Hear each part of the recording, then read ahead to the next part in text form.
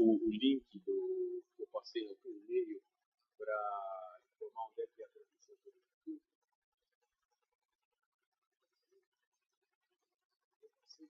Passei 15 e-mails. Né?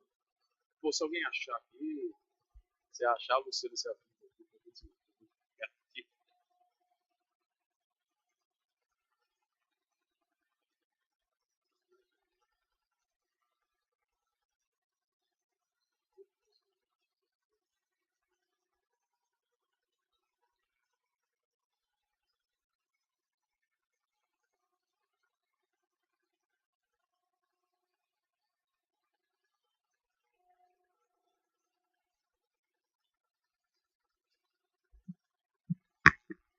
Bom, quando tem um atraso aqui, sai aqui para tomar uma água, já começa a atrapalhar aqui o andamento das coisas. Nós estamos aqui dando andamento, então, a uma junção aqui das atividades da nossa disciplina de dívida pública com as nossas atividades de dois dos grupos de pesquisa que nós mantemos aqui. No caso específico, esse assunto é de interesse dos grupos de pesquisa de orçamentos públicos, planejamento, gestão e fiscalização, e do grupo de federalismo fiscal, dado que o assunto é comum ao interesse de ambos, e é a respeito do controle da dívida pública à luz das balizas normativas vigentes, que inclusive até coincidiu em boa parte aí com o assunto que nós estávamos abordando há pouco na aula de pós-graduação.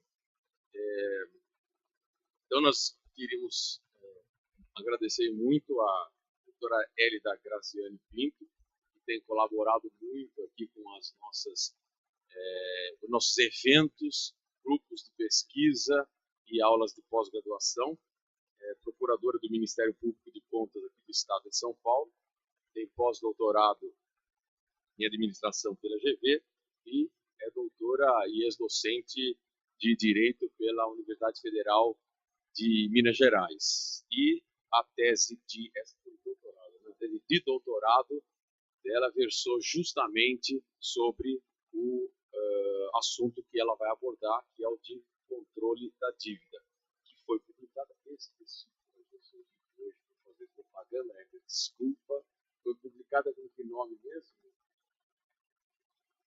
Financiamento dos Direitos Fundamentais, editora lutadora. Então, não deixe de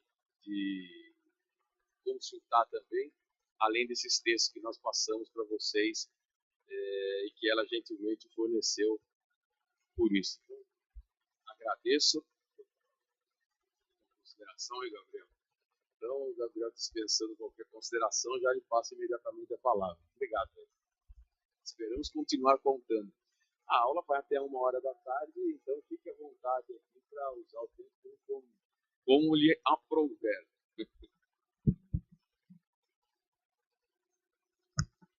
Bom dia a todos. Muito obrigada pelo seu convite, professor Gabriel. Me sinto bastante confortável na disciplina de dívida pública, agora na sua segunda edição. Quando da primeira oferta, eu também participei do debate. Sendo esse o tema da minha tese de doutorado defendida em 2006, há 11 anos atrás, é sempre uma oportunidade de revolver aquilo que tem sido uma linha de pesquisa. Não se trata de um debate que você abandona, pelo contrário.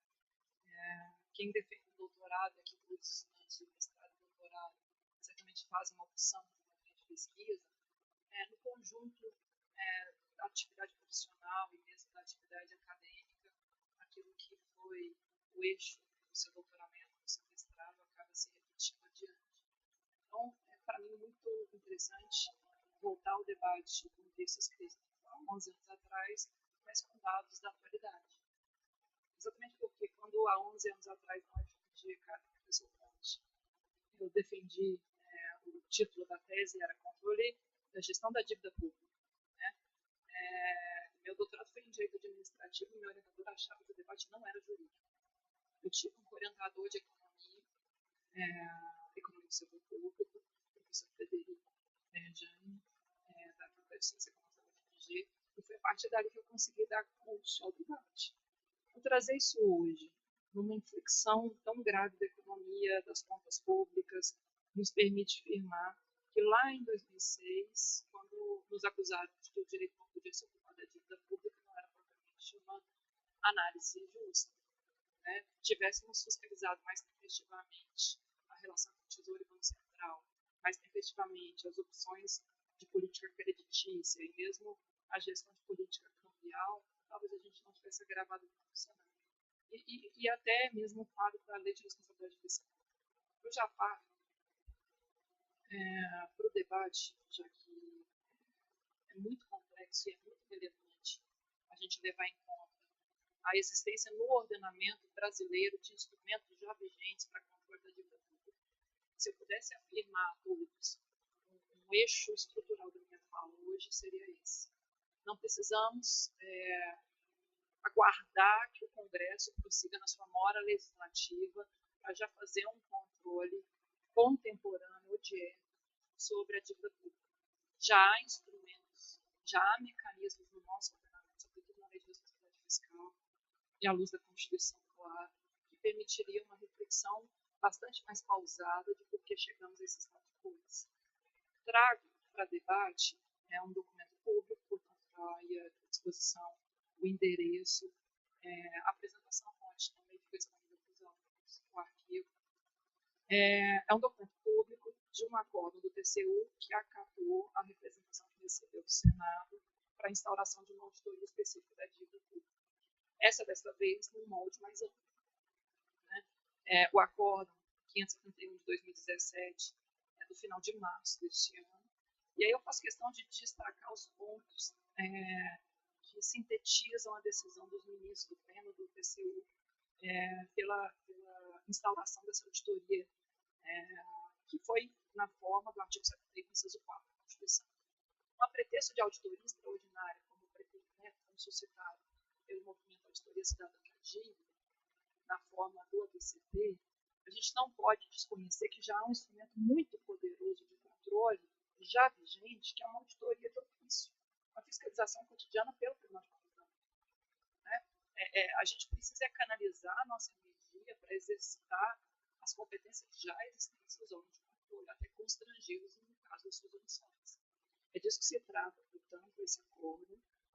Na medida em que o Senado acolheu a demanda da própria auditoria da dívida, a Maria Lúcia Cantarelli, fazendo debates no parlamento, conseguiu que o Senado enviasse esse pedido de auditoria que foi instaurado. E veja a fundamentação. Olha que fundamentação muito importante para o debate desta disciplina. E a mim me parece que esse acordo mereceria um estudo bastante detido por todos os alunos no curso da disciplina. Foi decidido conhecer a solicitação e realizar a auditoria, itens 9.1 e 9.2, sobretudo com o objetivo, no item 9.2, de avaliar os aspectos relevantes da gestão e da trajetória da dívida, no que impacta diretamente a conformidade e modernização da sua gestão, na transparência e sustentabilidade. No item 9.3.1, a justificativa para isso, inclusive, aborda o fato de que a gente ultrapassou o limite referencial do que já está em debate no Senado desde 2000. Vamos nos lembrar que o limite de dívida consolidada e o limite de dívida imobiliária são fundamentos da Constituição, desde a sua redação originária.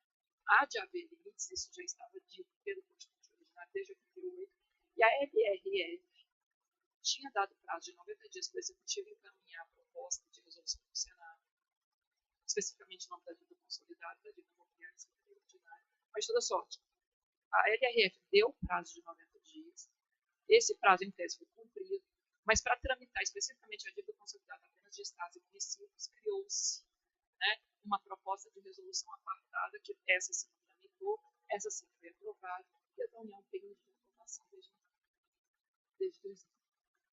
A resolução que fixou os limites das dívidas consolidadas, da dívida consolidada dos estados e dos municípios é a resolução 40, e que tinha dado prazo de 15 anos para os estados e os municípios se ajustarem. Vejam vocês, a resolução aprovada em 2001, 15 anos, 2016, em tese estaríamos agora a viver sob a égide de limites de dívida consolidada de estados e municípios. mas, dada a condição econômica, dada a própria situação de vigência do artigo 66 da LRF, esses prazos diferidos, a própria União, no debate de recuperação fiscal, não tem trazido nenhuma reflexão a respeito desse limite já vigente, em tese já vigente. Isso é um debate interessante. O limite da União, na proposta ainda não aprovada e, portanto, apenas de legiferendo, apenas uma expectativa de parâmetro de razoabilidade da dívida consolidada da União, seria de 350% da sua receita corrente líquida. TCU, em março deste ano, nos afirma, no alto da sua competência constitucional de fiscalizar, né, as contas da União, que esse limite já foi ultrapassado. E, dada a trajetória explosiva da nossa dívida pública, não voltará tão cedo a se acomodar próximo desse parâmetro. Efetivamente, é uma referência que nós perdemos. Também o TCU autorizou, no âmbito desse acordo 571, avaliar as causas e consequências do aumento da dívida interna federal no período de 2011 a 2014, e auditoria também sobre a relação do Tesouro com o Banco Nacional de Desenvolvimento Econômico e Social, BNDES, que impactou também muito a evolução da dívida da União. Aqui foi a fundamentação do pedido do Senado. O que o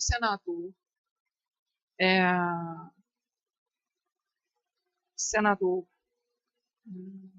Álvaro Dias suscitou nessa demanda do TCU? Olha que informação muito interessante. Em 12 anos, nossa dívida expandiu 2 trilhões. O número bruto em si não significa muito, porque propriamente o PIB também expandiu. Né? É importante a gente tomar cuidado com o número bruto, dissociado do quanto ele impacta proporcionalmente a equação em face do PIB. Até porque o nosso parâmetro era a dívida líquida do setor público pelo PIB, agora a dívida bruta do governo geral em face do PIB. Também, na demanda do senador Álvaro Dias, foi suscitada a relação do Tesouro com o Banco Central, no item 2, à luz das operações de mercado aberto. A operação de mercado aberto é também chamada de operação compromissada. A gente tem aí algo em torno de 1 trilhão.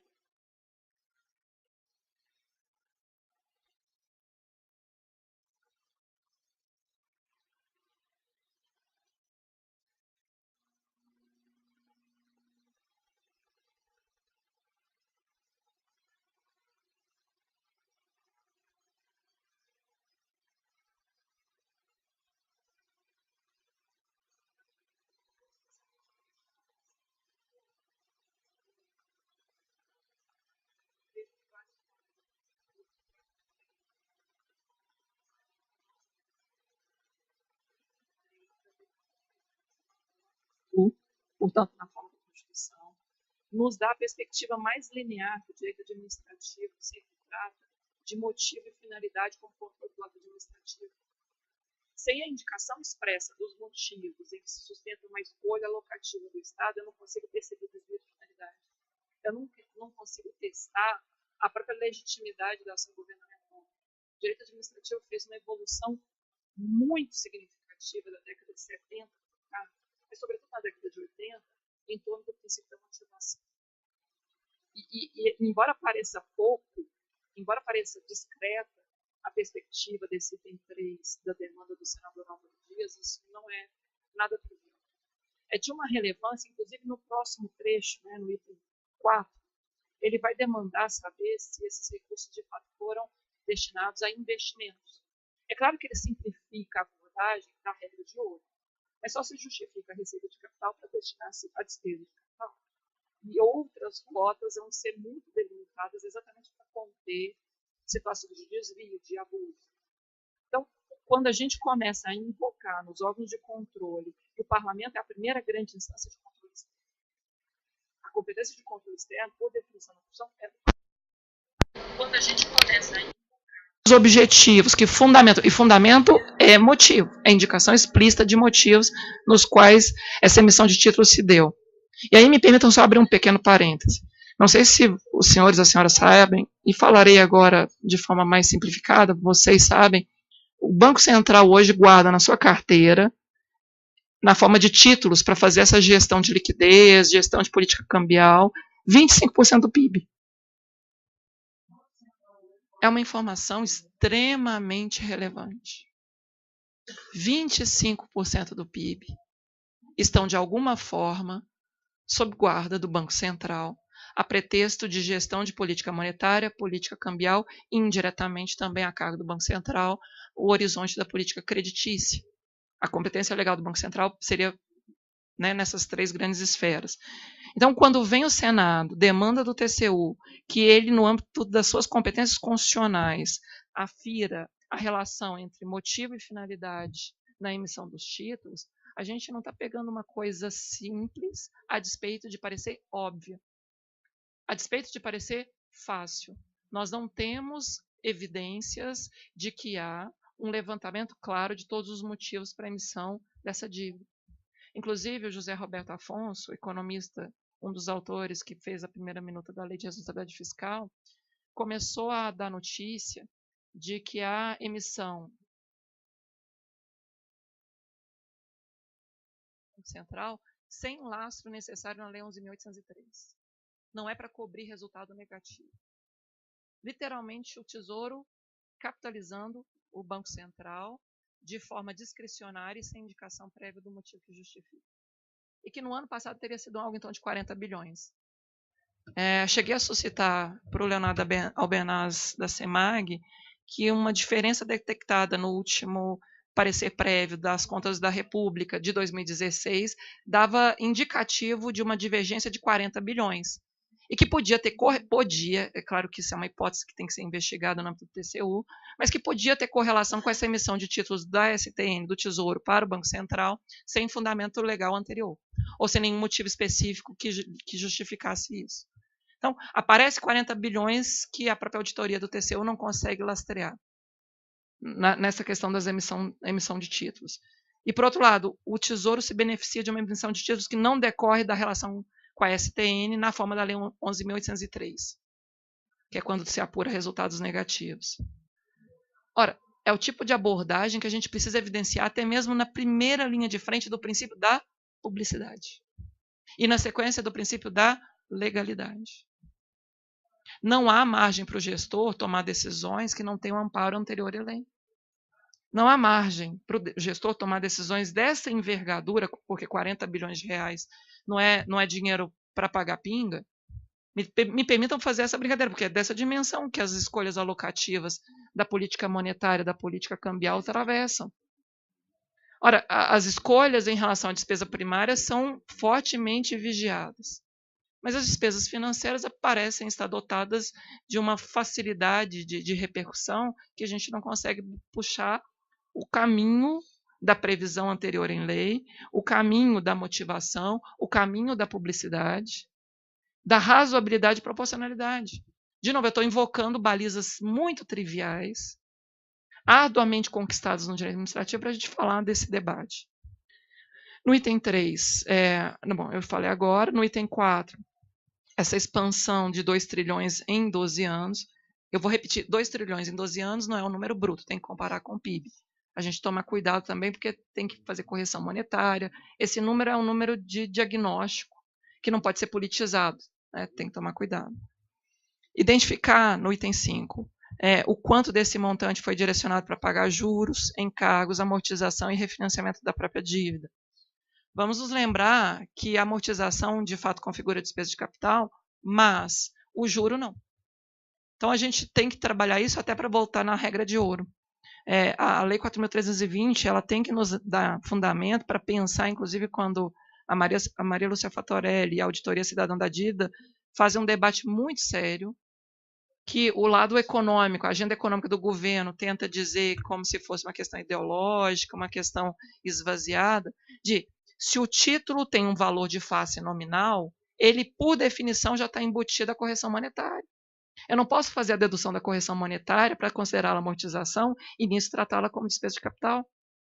Ou o juro, bem ou mal, é juro, ou então a gente vai ter que fazer uma fixação do regime jurídico do juro, que é meramente correção monetária, e do juro, que em tese é acréscimo. A gente tem que começar a trabalhar com essa perspectiva de falta de regime jurídico prévio. A gente não tem acordos prévios em relação a como fazer o entendimento até mesmo dos conceitos. Juro nominal se desconta a inflação. O desconto da inflação é amortização? Tá vendo? É falta de conceito, é falta de regime jurídico anterior, porque isso repercute toda a capacidade do governo, por exemplo, fazer a própria rolagem.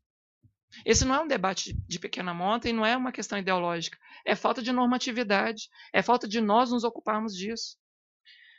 E no item 7, né, da proposta de auditoria feita pelo Senado, é a figura dos operadores do mercado da dívida, né, os dealers. Como é que esses operadores do mercado da dívida se apropriam, de alguma forma, de um acréscimo de remuneração por serem os operadores da dívida? A taxa de administração direta ou indireta que acabam se beneficiando para operarem o mercado secundário dos títulos da dívida. Esse é um debate que também tem que ser investigado. E vejamos, a gente, de novo, voltando ao direito administrativo e na Constituição. Não vamos sair do direito positivo, eu não vou trazer doutrina muito longe, eu vou falar só da lei. Eu, infelizmente, nessa questão da dívida, eu vou ter que realmente me ater especificamente ao ordenamento posto. E é disso que se trata a minha proposta de debate. O artigo 37, inciso 21 da Constituição, fala que qualquer entidade privada, qualquer pessoa física ou jurídica, ou qualquer parceiro com quem o Estado celebre quaisquer vínculos e que essa pessoa possa se beneficiar da relação com o Estado, tem que ser sujeita a um processo isonômico e impessoal de seleção. Licitação. Eu escolho 12 operadores no mercado, a pretexto de terem uma especialização, uma expertise, e daí eles tiram vantagens incalculáveis, e nós não temos clareza sobre o processo de motivação que circunstanciou esse processo de seleção. Isso não é de pequena monta. Até porque esses mesmos operadores fazem parte daquela equipe ouvida pelo Banco Central na formulação das expectativas da taxa de inflação para fazer a taxa de juros. Quando o Banco Central capta no mercado as tendências, as expectativas futuras de inflação, ele acaba fazendo essa mensuração de expectativa de inflação com esses mesmos beneficiários da taxa de juros. A ideia de conflito de interesse é muito evidente. Os economistas com quem tenho debatido isso há algum tempo, o professor Geraldo Biasotto, que esteve aqui da outra vez, ele diz que é necessário tentar ampliar o público ouvido pelo Banco Central na formação das expectativas futuras de inflação. A gente tem aí, sim, uma relação de captura, ou tendente à captura, que impacta, brincando em dezenas de bilhões de reais, ao longo da série histórica. Então, esse é um debate de saída. Eu não posso falar de proposta sem antes a gente retomar com mais clareza o diagnóstico. Fazer prognóstico pressupõe que eu tenha claro em mente um bom diagnóstico. Então, de novo, eu vou me valer do que o TCU, que é o órgão competente, que é a instância constitucional que já tem se debruçado com muito cuidado, com muita atenção sobre o assunto, trouxe num pequeno relatório que antecede esse acórdão. Aqui, eu trouxe aquilo que os ministros do TCU decidiram. Agora, aquilo que os auditores do TCU sintetizaram para fundamentar a decisão que veio depois dos ministros.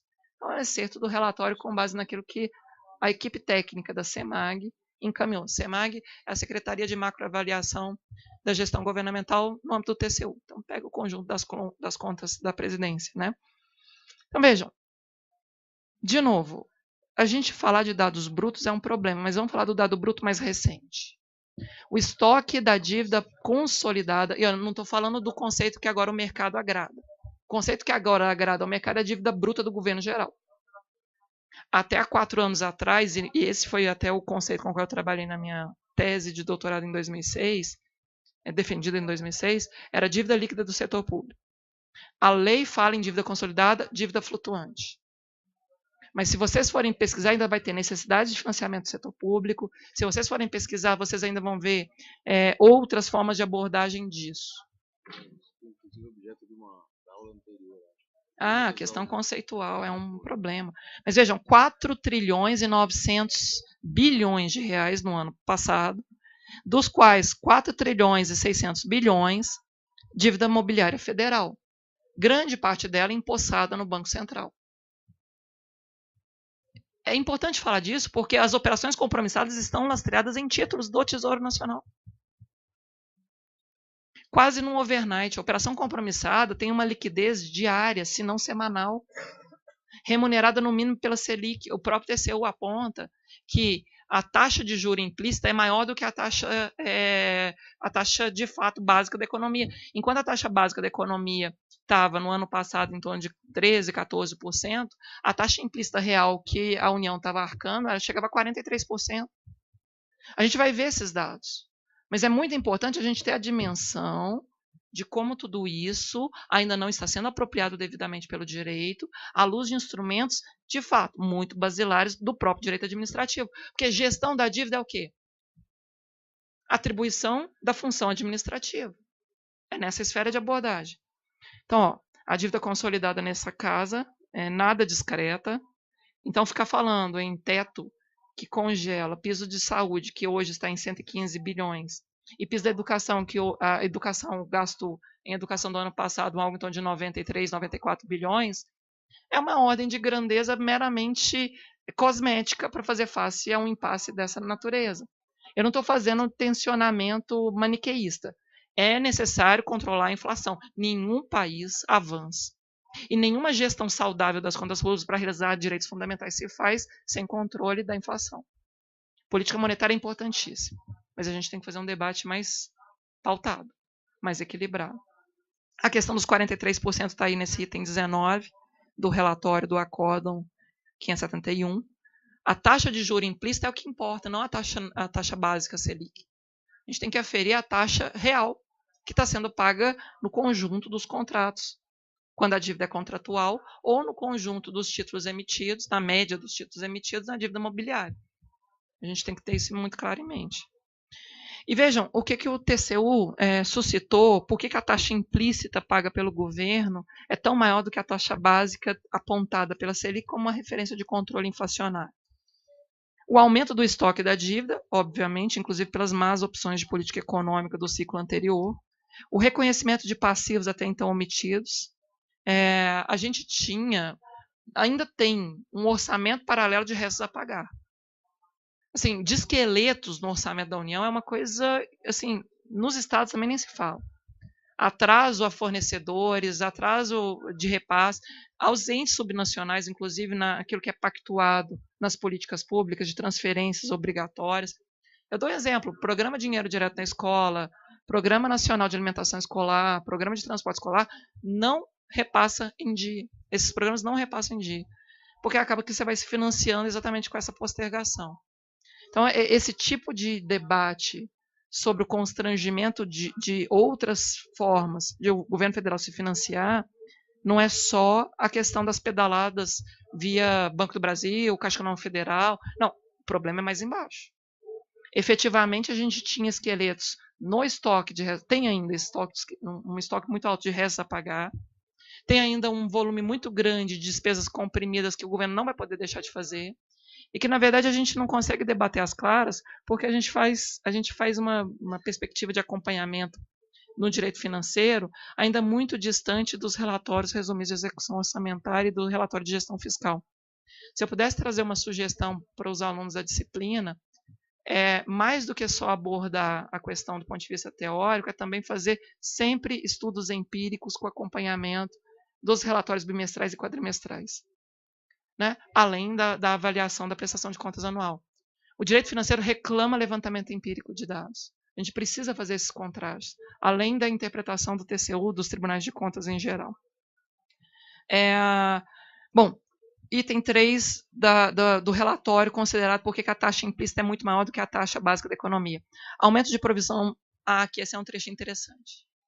Aumento de provisões de haveres financeiros em decorrência de devedores do Tesouro com baixo índice de solvabilidade, a exemplo dos estados que pressionam para novos refinanciamentos. O conflito distributivo na federação é imenso, imenso. E a gente tem a Lei Complementar 159, exatamente a título de recuperação fiscal dos estados em situação de calamidade financeira, que mostra bem que a gente vai ter que fazer um debate estrutural sobre isso. Não é possível que a gente não debata a dívida federal à luz, inclusive, das sucessivas rodadas de refederalização da dívida desses entes subnacionais. Isso é um debate muito importante. A União absorve a dívida dos entes subnacionais e acaba criando um ciclo vicioso, ao invés de fazer intervenção no Rio, que a hipótese era de intervenção federal, fica criando brechas absurdas, inclusive para vender o SEDAI, a Companhia de Água e Esgoto lá do Rio, para pagar salário. Ou seja, alienação de bens, receita de capital por definição, para pagar despesa corrente. Então, assim, a gente está reproduzindo um modelo perverso de agravamento das finanças públicas e infantilizando o gestor estadual, o gestor municipal, sobretudo o gestor estadual, numa rota que não adianta só pressionar o governo federal, a gente tem que pressionar também o governo dos estados. É um debate que a gente ainda não fez às claras. O quanto da dívida federal também é pela relação um tanto infantilizada da União com os entes subnacionais. E até pela falta de exercitar a competência da União para, nessa medida extrema, fazer intervenção nos estados que não cumprem com as suas obrigações constitucionais basilares. A gente tinha que fazer um debate mais à clara, mais elucidado, que o Rio é caso de intervenção, Minas é caso de intervenção. Minas está fazendo retenção de FPM, não passando para os municípios. Transferência obrigatória não chega nos municípios porque o Estado não faz. A gente tem que fazer o Estado de Minas aplica, eu falo de Minas porque eu sou natural de Minas. O Estado de Minas está aplicando 8% do piso de saúde. O Rio está aplicando 3%. É desse debate que a gente tem que fazer uma reflexão sobre dívida pública e repercussão no federalismo e também nos direitos fundamentais. Não é de pequena monta. Do ponto de vista também dos haveres, a gente vai ter aí a questão do próprio estoque, da relação com o BNDES, com o Banco Central, e aí entra uma outra dimensão. Né? Então, no item 22 eu destaquei, eu só vou pegar esses pequenos trechos, não deixem de depois, buscando a apresentação, acompanhar o restante. Mas no item 22 eu chamei a atenção também que o saldo de repasses ao BNDES avançou de 10 bilhões em 2008, aliás, tinha repassado 10 bilhões, mas atingiu o patamar em 2015 de 641 bilhões de reais. O BNDES foi, sim, uma forma de o governo extravasar o financiamento monetário que ele estava ganhando via Banco Central e gerar endividamento. O governo queria fomentar a economia. Fomenta a economia é uma das funções do Estado. Mas desse jeito, nesse volume,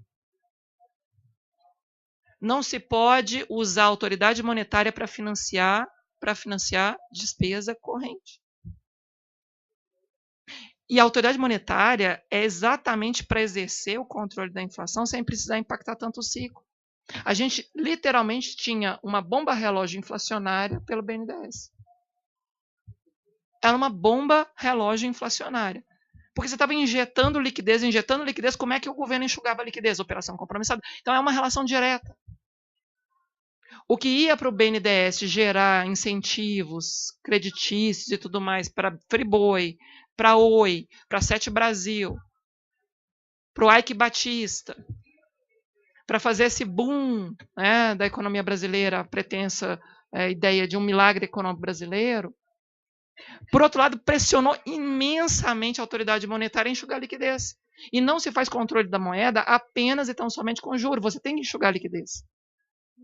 Ninguém aqui está satanizando o Banco Central, dizendo que o Banco Central é um malvado porque quer aumentar juros. Não, é uma relação de equilíbrio, de sintonia fina.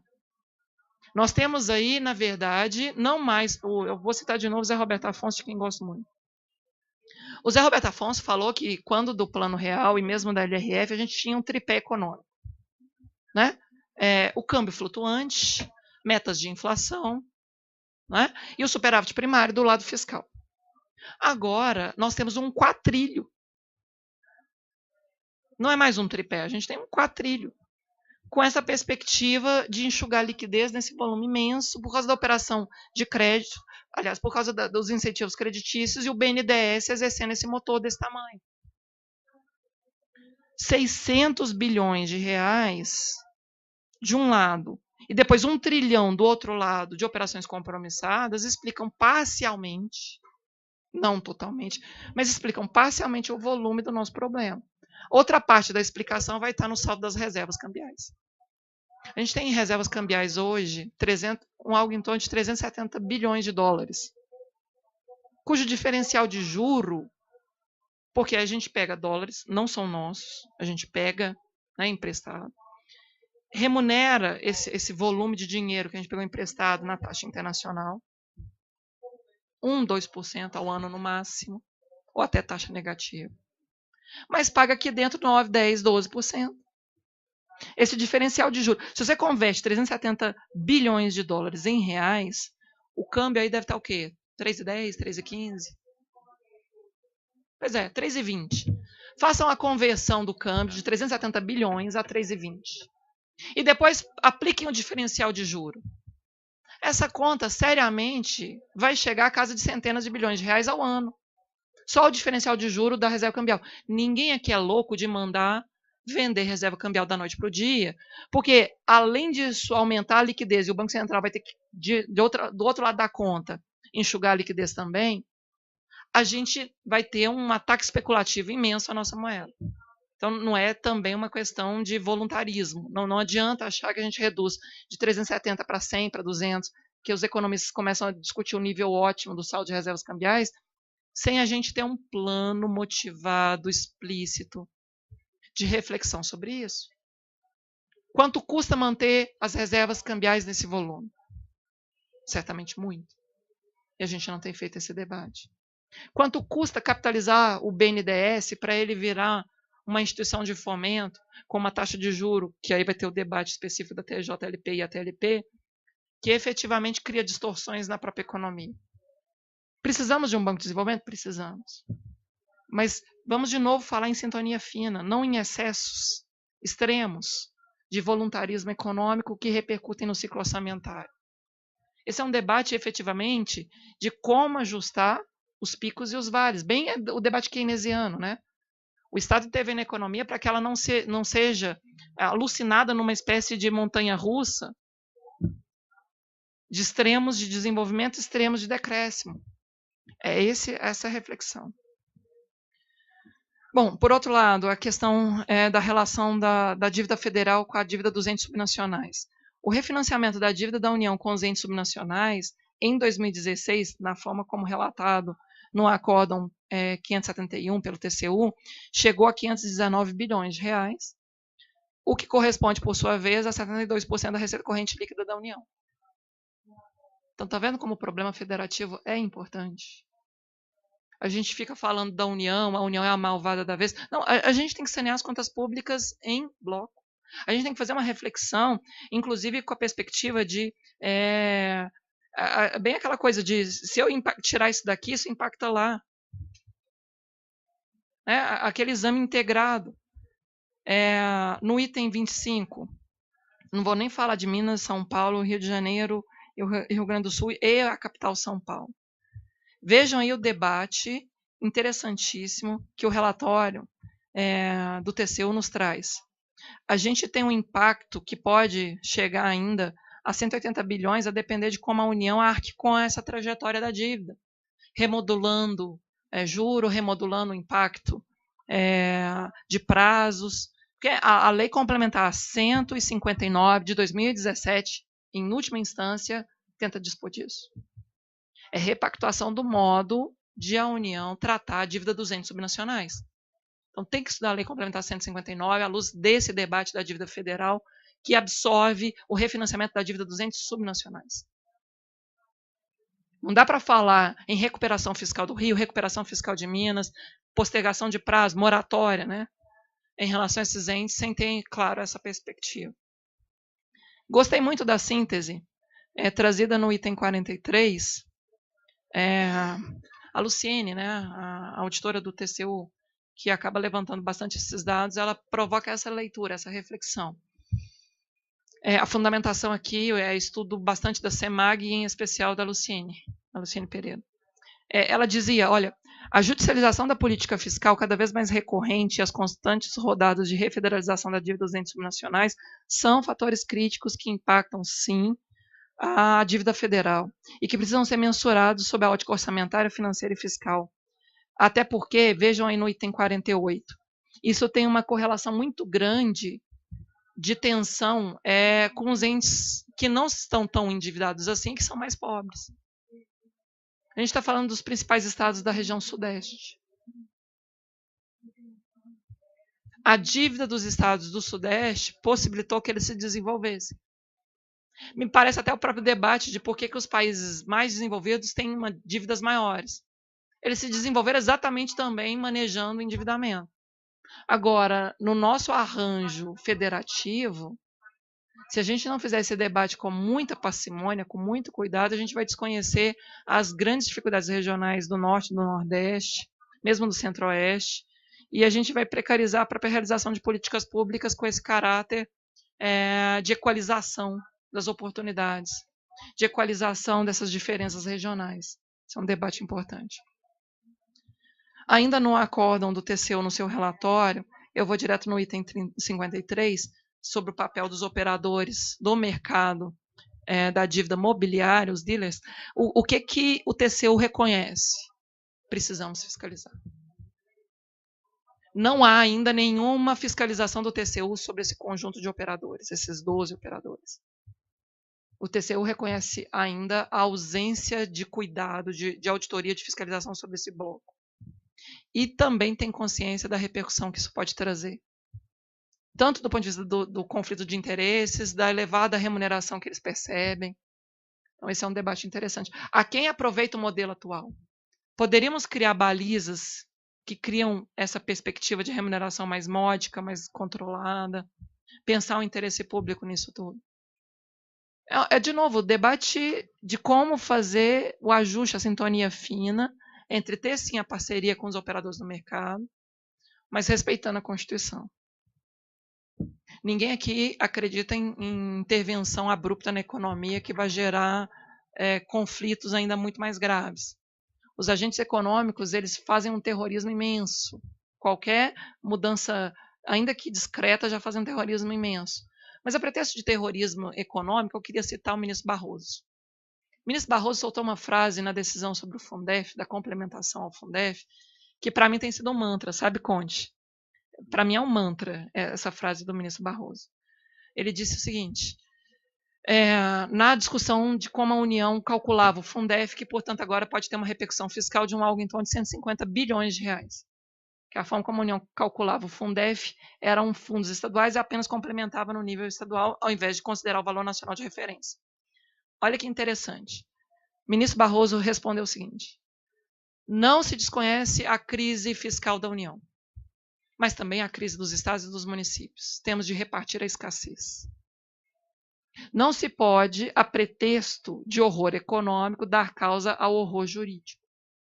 O Supremo Tribunal Federal tem consciência das imensas variáveis envolvidas e sabe muito bem das pressões que sofre.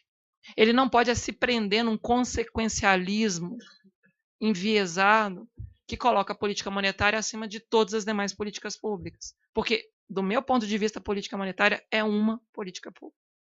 É claro que vai haver divergência conceitual, mas na minha abordagem, do meu ponto de fala, eu trato política monetária, política cambial como política pública, na medida em que conduzidas pelo Estado em nome da sociedade. Esse é um debate.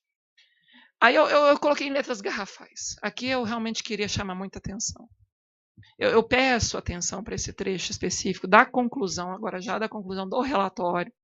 O acórdão foi aquela primeira montante, quando o TCU decidiu que vai fazer auditoria. Aqui é a conclusão do relatório da equipe técnica do TCU, que fundamenta depois aquela decisão. Olha que interessante.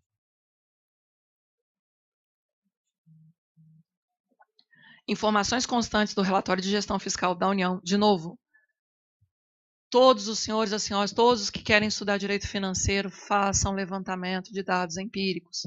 Relatório bimestral de execução, o relatório resumido de execução orçamentária, o relatório de gestão fiscal quadrimestral e o próprio balanço geral anual são para serem consultados, internalizados, acompanhados. Veja aí que informação. O relatório quadrimestral de gestão fiscal da União do ano passado, o terceiro, portanto, que encerra o exercício, nos dava a dimensão de que a dívida mobiliária atingiu 676,13% da receita corrente líquida. Bem acima do limite proposto no Congresso, porque há de haver um limite definido em lei para a dívida mobiliária, em resolução do Senado para a dívida consolidada. São dois limites distintos. bem acima do limite proposto no projeto de lei que está lá, né? E no que tange a dívida consolidada líquida, frise, líquida, dívida líquida, que vocês vão assustar, porque a dívida mobiliária é muito maior do que a dívida consolidada líquida. De novo, problema dos conceitos. A dívida líquida atingiu 353% da receita corrente líquida, também, por sua vez, muito acima do limite já enviado ao Senado em 2000, na época da LRF. Olha que debate interessante para a gente começar a fazer a perspectiva de razoabilidade, proporcionalidade, motivos. Se tivéssemos limites, e uma vez ultrapassados os limites, a gente teria um instrumento de aferição muito clara dessa trajetória explosiva e acompanhar as responsabilizações. Quem deu causa a isso?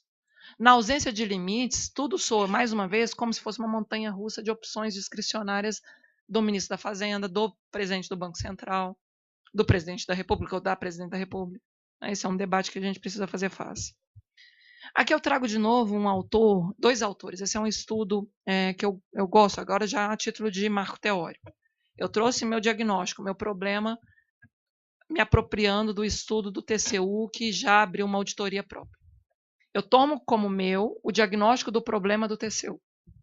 Aqui eu trago meu marco teórico. Uma fundamentação que me parece absolutamente necessária para a gente interpretar o problema. E depois encaminhar algumas propostas de solução. Até porque, do ponto de vista metodológico, toda pesquisa jurídica deveria ter sempre o tripé: problema, marco teórico, resposta.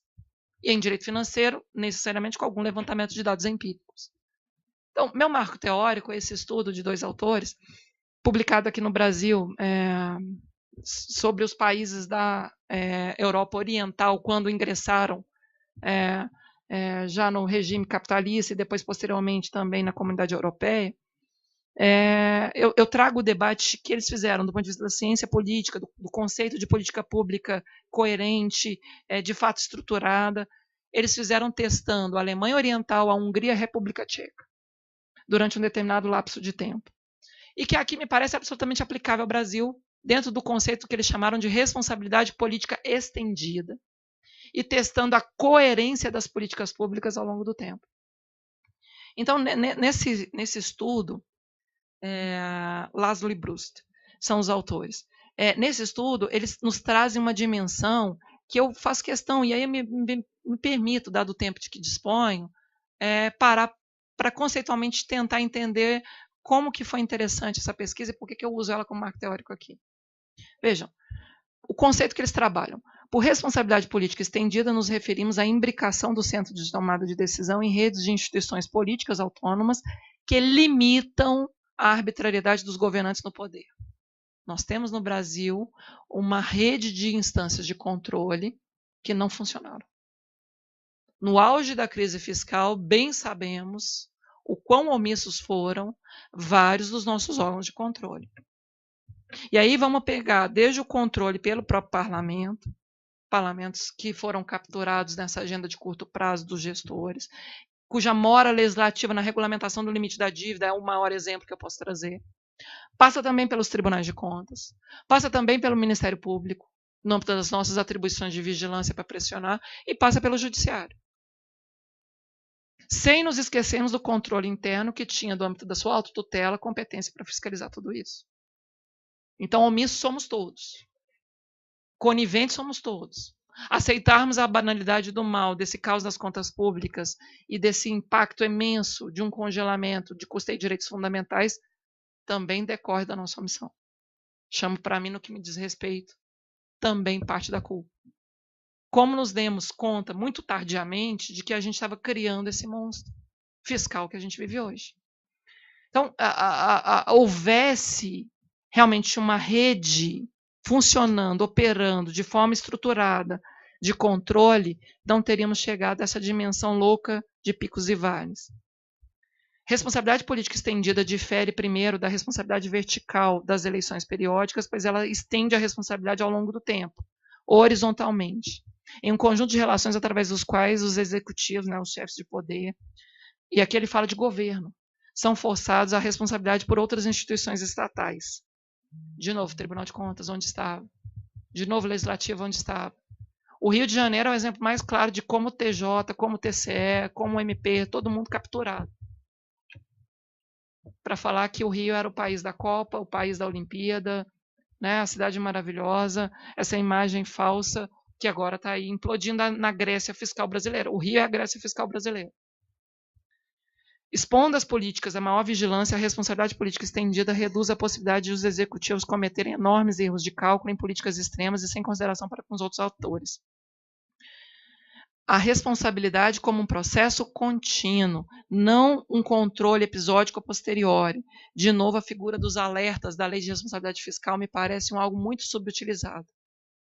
O artigo 59 da LRF confere aos tribunais de contas o papel de guardião da LRF. E no parágrafo 1º do artigo 59 tem a figura dos alertas, que a gente só usa para limite de despesa pessoal. Mas lá também tem alerta da dívida, se houvesse já os limites de dívida consolidada imobiliária para a União. No caso dos entes subnacionais, alerta da dívida consolidada deles. E entre outros alertas sobre quaisquer irregularidades na gestão do ciclo orçamentário.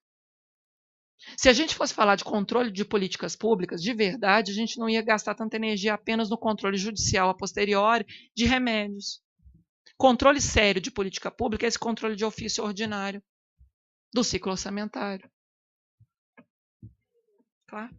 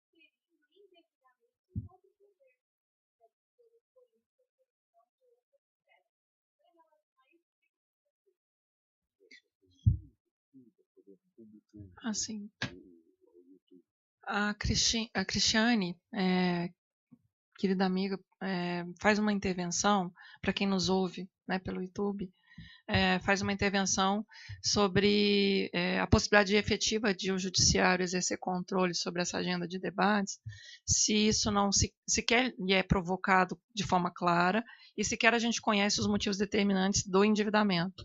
Então, a título de eu cobrar a nossa omissão, né, ela me indaga do ponto de vista da minha cobrança, se essa cobrança realmente é justa em relação ao judiciário, na medida em que esse tema ainda não lhe tem chegado de forma tópica em demandas, em ações, para enfrentar, dada a complexidade, inclusive, do fato de que são opções do gestor eleito. Uma vez que seria opções de política econômica, política monetária, política cambial, creditícia, do gestor eleito, qual é a possibilidade de o judiciário, em face do princípio da separação de poderes, fazer essa fiscalização. Então, seria essa síntese para quem nos ouve. Qual é o papel do direito em relação a qualquer política pública? Eu acho que a sua pergunta é bem essa, né? Em última instância, o controle exercido pelo Judiciário, pelo próprio Ministério Público e também pelos tribunais de contas é um controle de, primeiro, verificar a conformidade com o ordenamento. E segundo, nessa verificação de conformidade com o ordenamento, testar efetivamente situações de desvio, de desproporcionalidade, situações cuja motivação não são consonantes com a finalidade constitucional legal definida para aquela competência. E é disso que a gente está trabalhando aqui. O fato de não haver suficiente transparência, publicidade dos motivos, já é um indicativo para o judiciário ser provocado no âmbito da sua atuação pelo Ministério Público ou outros atores que tenham competência para tanto, de por que esse processo não evidencia claramente os motivos. A assunção de novos títulos, a emissão de títulos de dívida mobiliária e, portanto, receitas, em tese, receitas de capital cuja regra de ouro indica a possibilidade de alocação bem específica. Sem fundamentação clara no ordenamento, passarão pelo exame no mínimo de nulidade. E depois, num acréscimo, se esse exercício da discricionariedade pelo gestor tem balizas à luz da ideia de motivação, transparência, razoabilidade. A gente tem que começar a aproximação pelo que já existe, inclusive no debate do controle da discricionariedade administrativa. Ninguém dá cheque em branco para a autoridade monetária. Querem a todo preço, a todo custo, fazer o debate da autonomia do Banco Central. Essa é uma agenda deles, mas não é o cenário jurídico adotado no Brasil. Autonomia não é soberania. A autoridade tem discricionariedade nos limites da Constituição, nos limites da lei. E é um pouco desse debate que trago. Tudo bem que o judiciário ainda não tenha sido provocado com essa perspectiva mais complexa, e é mais fácil fazer análise retroativa daquilo que já aconteceu.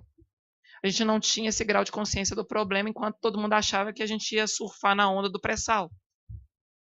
Eu reconheço, eu pessoalmente não tinha essa visão tão crítica, mesmo tendo feito doutorado em 2006 sobre isso. Hoje, fazer essa reflexão já com os dados consolidados é muito mais fácil. Profetizar o passado é fácil. Né? A gente achava que ia estar nadando no pré-sal em 2015, 2016. Esse talvez seja o grande erro de cálculo da nossa rota econômica. Por isso a gente pagou a dívida externa com juro muito mais baixo do que a dívida interna. A dívida externa contratual feita pelo governo, né, pela União, quando foi saldada, foi uma troca por uma dívida interna não necessariamente melhor. Porque a gente achava que dever para FMI, por definição, é pior. Aspas, dever para FMI, né? Eu estou só ironizando. Voltando aqui no debate da responsabilidade política estendida, aplicado lá na República Tcheca, na Alemanha Oriental e na Hungria. O que esses autores perceberam é que os países onde havia essa rede de atores fazendo um controle contemporâneo, um controle prévio e, se possível, na medida do possível, concomitante, isso foi corrigindo os erros de cálculo durante o processo de formulação das políticas públicas. E, portanto, como os constrangimentos eram já ao longo do próprio processo de formulação, não deixava ao gestor essa margem de discricionariedade tão ampla para ele dar saltos copernicanos, fazer propostas muito abruptas de mudança de rota. Essas guinadas muito grandes de políticas públicas eram já corrigidas ex ante. E por isso a política pública já antevia o cenário em que ela ia se implantar e tinha mais chance de ser implementada ao longo do tempo. Responsabilidade política estendida internalizava a coerência na política pública, tornando ela mais consistente. Olha que estudo interessantíssimo para a gente checar o debate da agenda econômica do Brasil nos últimos 20 anos. Se eu tivesse tempo, Conde, se eu não estivesse cuidando das minhas meninas, eu parava para fazer meu sonho, minha proposta de pensar uma livre docência, testar exatamente essa trajetória errática das nossas políticas econômicas pelo cenário do arranjo jurídico do direito financeiro. As nossas fragilidades, inclusive as nossas capacidades de impactar, porque a figura de alerta, a figura de controle concomitante, a figura de aproximação é para isso, é para evitar situação de montanha-russa. Bem no debate keynesiano mesmo, de qual é o papel do Estado em relação à economia e vice-versa, qual é o papel da contenção do Estado para que ele não impacte de forma absurda a economia. Um Estado deixado muito livremente para gerar um capitalismo de Estado, que no Brasil se adotou essa ideia, né, de que a gente estava junto com a China, com alguns outros países, fazendo capitalismo de Estado. Olha no nível de crise em que chegamos. Bom, a finalização que os autores nos trazem é nos países onde as instituições de controle fizeram esse constrangimento já ao longo do processo, criando a necessidade de teste antecipado de viabilidade da política pública, havia um maior nível de coerência, maior nível, inclusive, de distribuição da autoridade. Viu, Cristiane? Viu, Cris? A distribuição da autoridade. Nós não precisamos de um super-ministro da Fazenda, de um super-presidente do Banco Central, de um super-presidente da República, de um super-herói qualquer. A gente precisa distribuir o exercício da autoridade até para tornar a política pública mais consistente e coerente ao longo do tempo. Esse é um debate da ciência política que o direito precisa incorporar para que ele perceba o seu papel de freio e contrapeso. Gente, nada mais é esse debate da ciência política do que o nosso velho sistema de freios e contrapesos. Deixarmos uma autoridade monetária exercer tão livremente as opções de estoque de reservas cambiais. E isso impacta, por sua vez, a liquidez, que você tem que enxugar com um saldo expressivo de operações compromissadas. E depois fazer política creditícia via BNDES. Vejam, até um debate, o Dávila, Antônio Dávila era auditor de controle externo do TCU, brilhante, agora está como consultor da Câmara, dos deputados, e ele deu causa a grande parte da reflexão sobre a relação entre Tesouro e Banco Central que nós temos feito hoje. Quase todos os analistas que param para pensar, em alguma medida, bebem na referência bibliográfica do Dávila. O trabalho do Dávila merece nossa referência. O que o Dávila percebeu? É que o acúmulo das reservas cambiais não foi só uma questão de a gente querer fazer um colchão de proteção para ataques especulativos. Foi manobra deliberada para gerar os resultados positivos muito volumosos numa linha de financiamento monetário para ter depois esse dinheiro no BNDES.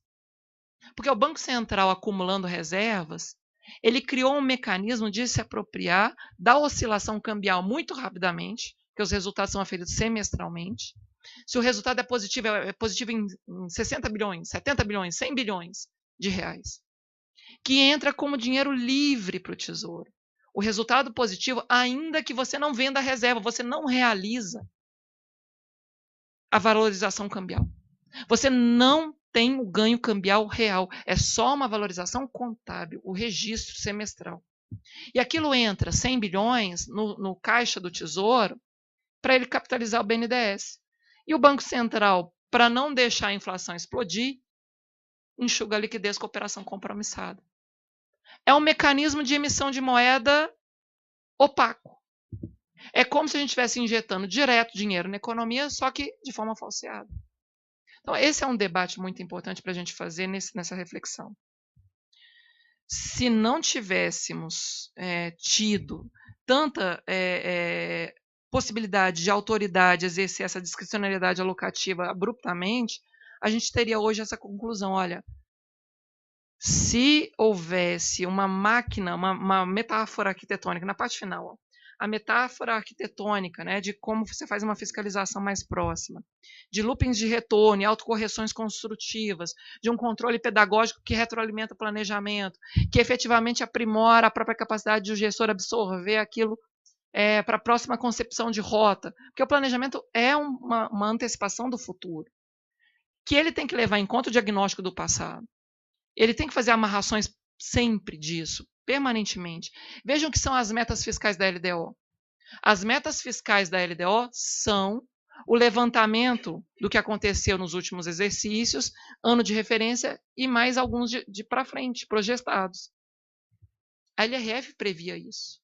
Responsabilidade estendida, horizonte mais ampliado. Como nós não tivemos isso, o projetista da nossa política econômica, da nossa política pública, se deixou livre, testando situações extremadas. Então, o controle da discricionalidade é possível, é da nossa atuação jurídica. Só que nós não tínhamos clareza do cenário. E por isso faz tanta falta o direito de se ocupar, de estabelecer balizas. A proposta que trouxe para a gente discutir hoje é controle da dívida à luz das balizas já existentes. Ninguém aqui está interferindo, né, na decisão nuclear, a gente está interferindo na contenção. Limite é isso. Limite é o quê? É o que dá forma, as balizas. Bom, superado o marco teórico. Claro.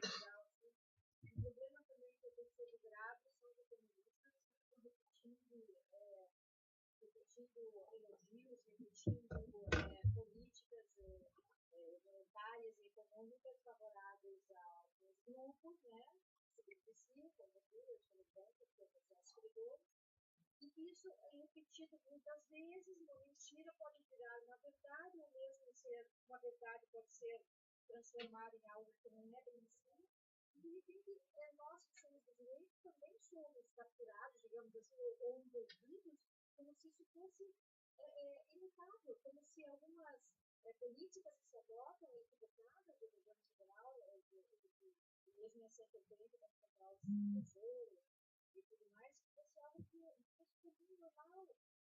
Isso eu concordo com você, acho que é a hora que nós contemos com os palavras para pensar, né, nas balizas, mas também criticar os políticos centrais.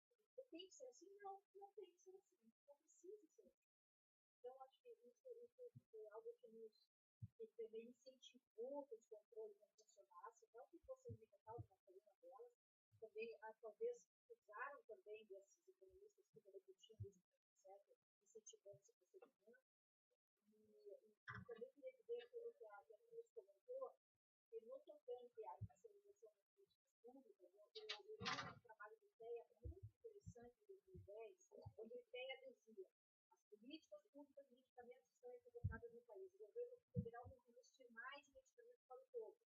Como a gente leu esse estudo do IPEA? Eu li esse estudo e fiz uma palestra depois em relação a isso e mostrei que a judicialização. O IPEA pediu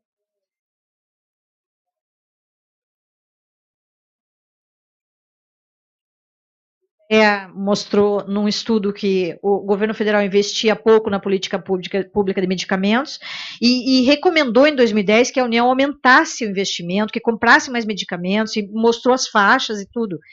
E isso gerou uma judicialização, porque o governo federal não fez nada disso, e a judicialização foi necessária. Eu lembro, quando alguém critica a judicialização, eu digo, não, o início dela foi extremamente necessário. O executivo não estava cumprindo seu papel, a política pública não estava adequada às necessidades do povo, da própria Constituição, que exige o investimento em saúde. O Paraná investia 6% em saúde, quando deveria investir 12%.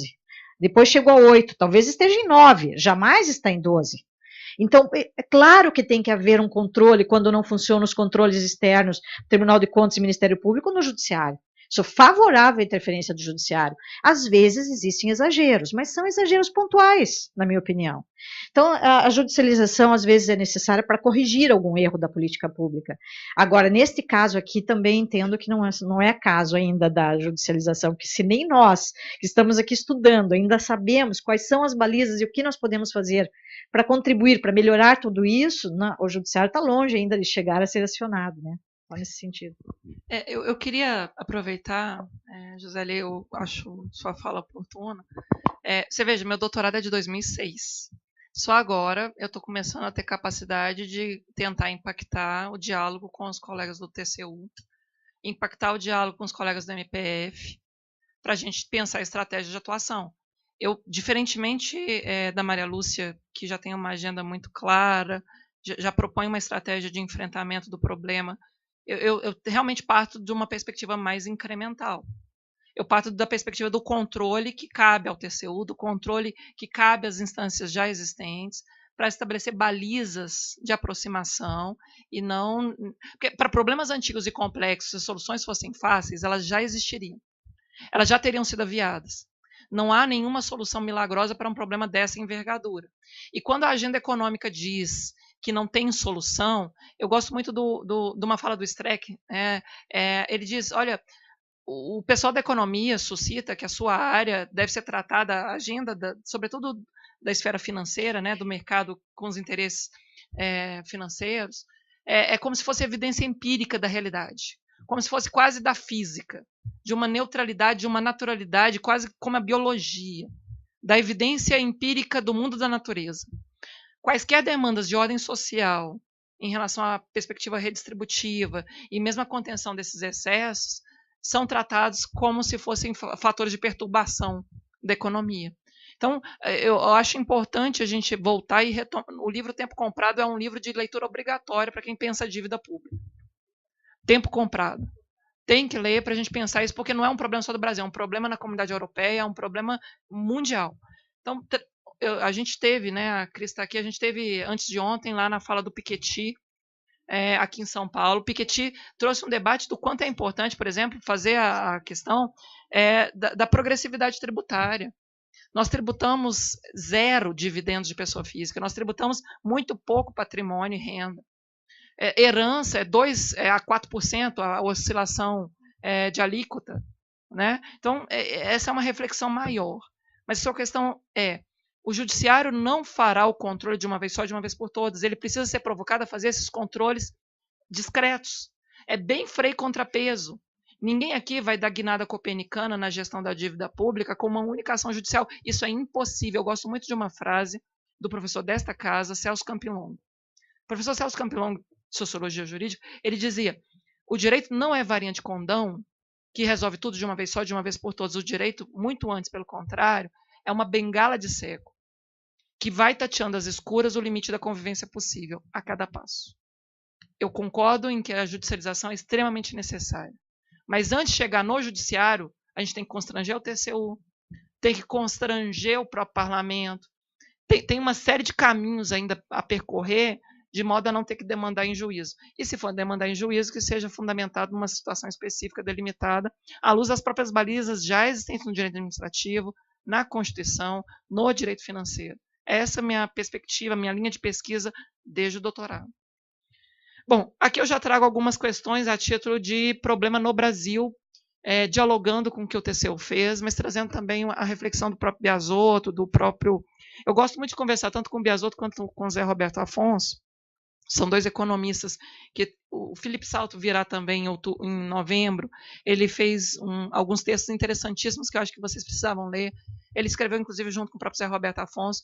Ele disse que a gente está viciado em operações compromissadas. A gente tem que sair disso. Mesma questão dos swaps cambiais.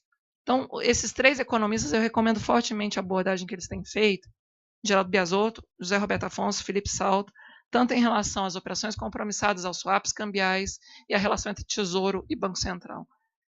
Um pouco do que eu vou trazer é exatamente consolidando o diálogo que tenho tido com esses 3 economistas, especialmente com José Roberto Afonso e com Biasotto. Diálogo direto ou indireto, ou seja, lendo aquilo que eles escreveram. O regime jurídico infralegal hoje da dívida pública, só do ponto de vista de atos do próprio Banco Central ou da própria STN, portarias, ele é absolutamente insuficiente. Há aqui que se falar da necessidade até no limite de uma DI por omissão. É só nesse extremo que eu chego a pensar pela mora de não ter ainda editado o limite de dívida consolidada, dívida imobiliária, porque não é só o limite, é o limite e respectivos conceitos, limite e respectiva baliza, fixação do regime jurídico por inteiro, se juro nominal é o valor de face ou se exclui correção monetária. Então, aí não é juro, aí a gente teria que abordar de outra forma, né? A gente trabalhar essa questão da correção monetária como amortização, se quiser, de fato, positivar isso de forma clara, transparente. E vejam, isso gera iniquidades federativas com muitas consequências para as políticas públicas. Falei há pouco da complementação do Fundef, mas tem um debate grande sobre a Lei Candir, né, os estados exportadores. Esse é um outro debate que a gente tem que pensar. Na saúde tem a pactuação na Comissão Intergestores Tripartite, que a União também não regulamenta, para ela não ter que se comprometer em repassar mais dinheiro para os entes subnacionais. E eu já disse, vou repetir, tem que estudar a Lei Complementar 159, que é a que vai trazer o debate sobre o regime de recuperação fiscal. Vamos falar com todas as letras, é falência. A Lei Complementar 159 é a lei da falência dos estados. Eu estou abordando uma coisa que no direito administrativo é tabu, o Estado não vem à falência. Mas a Lei Complementar 159 é uma forma de remediar a intervenção federal que deveria haver. Esse é o debate. Mas tem que estudá-la para a gente poder fazer uma acumulação de conhecimento. O direito financeiro precisa escrever mais, a gente precisa elaborar mais debates consistentes, junto com os consultores da Câmara e do Senado. o relacionamento do Tesouro com o Banco Central. Aí fica aquele debate interessante. Eu falei para vocês que é 25% do PIB. Não é do orçamento da União, não é da receita corrente líquida, é do PIB, empossado em títulos pelo Banco Central. Gente, 13% do nosso PIB está na conta única do Tesouro, a título de colchão de liquidez.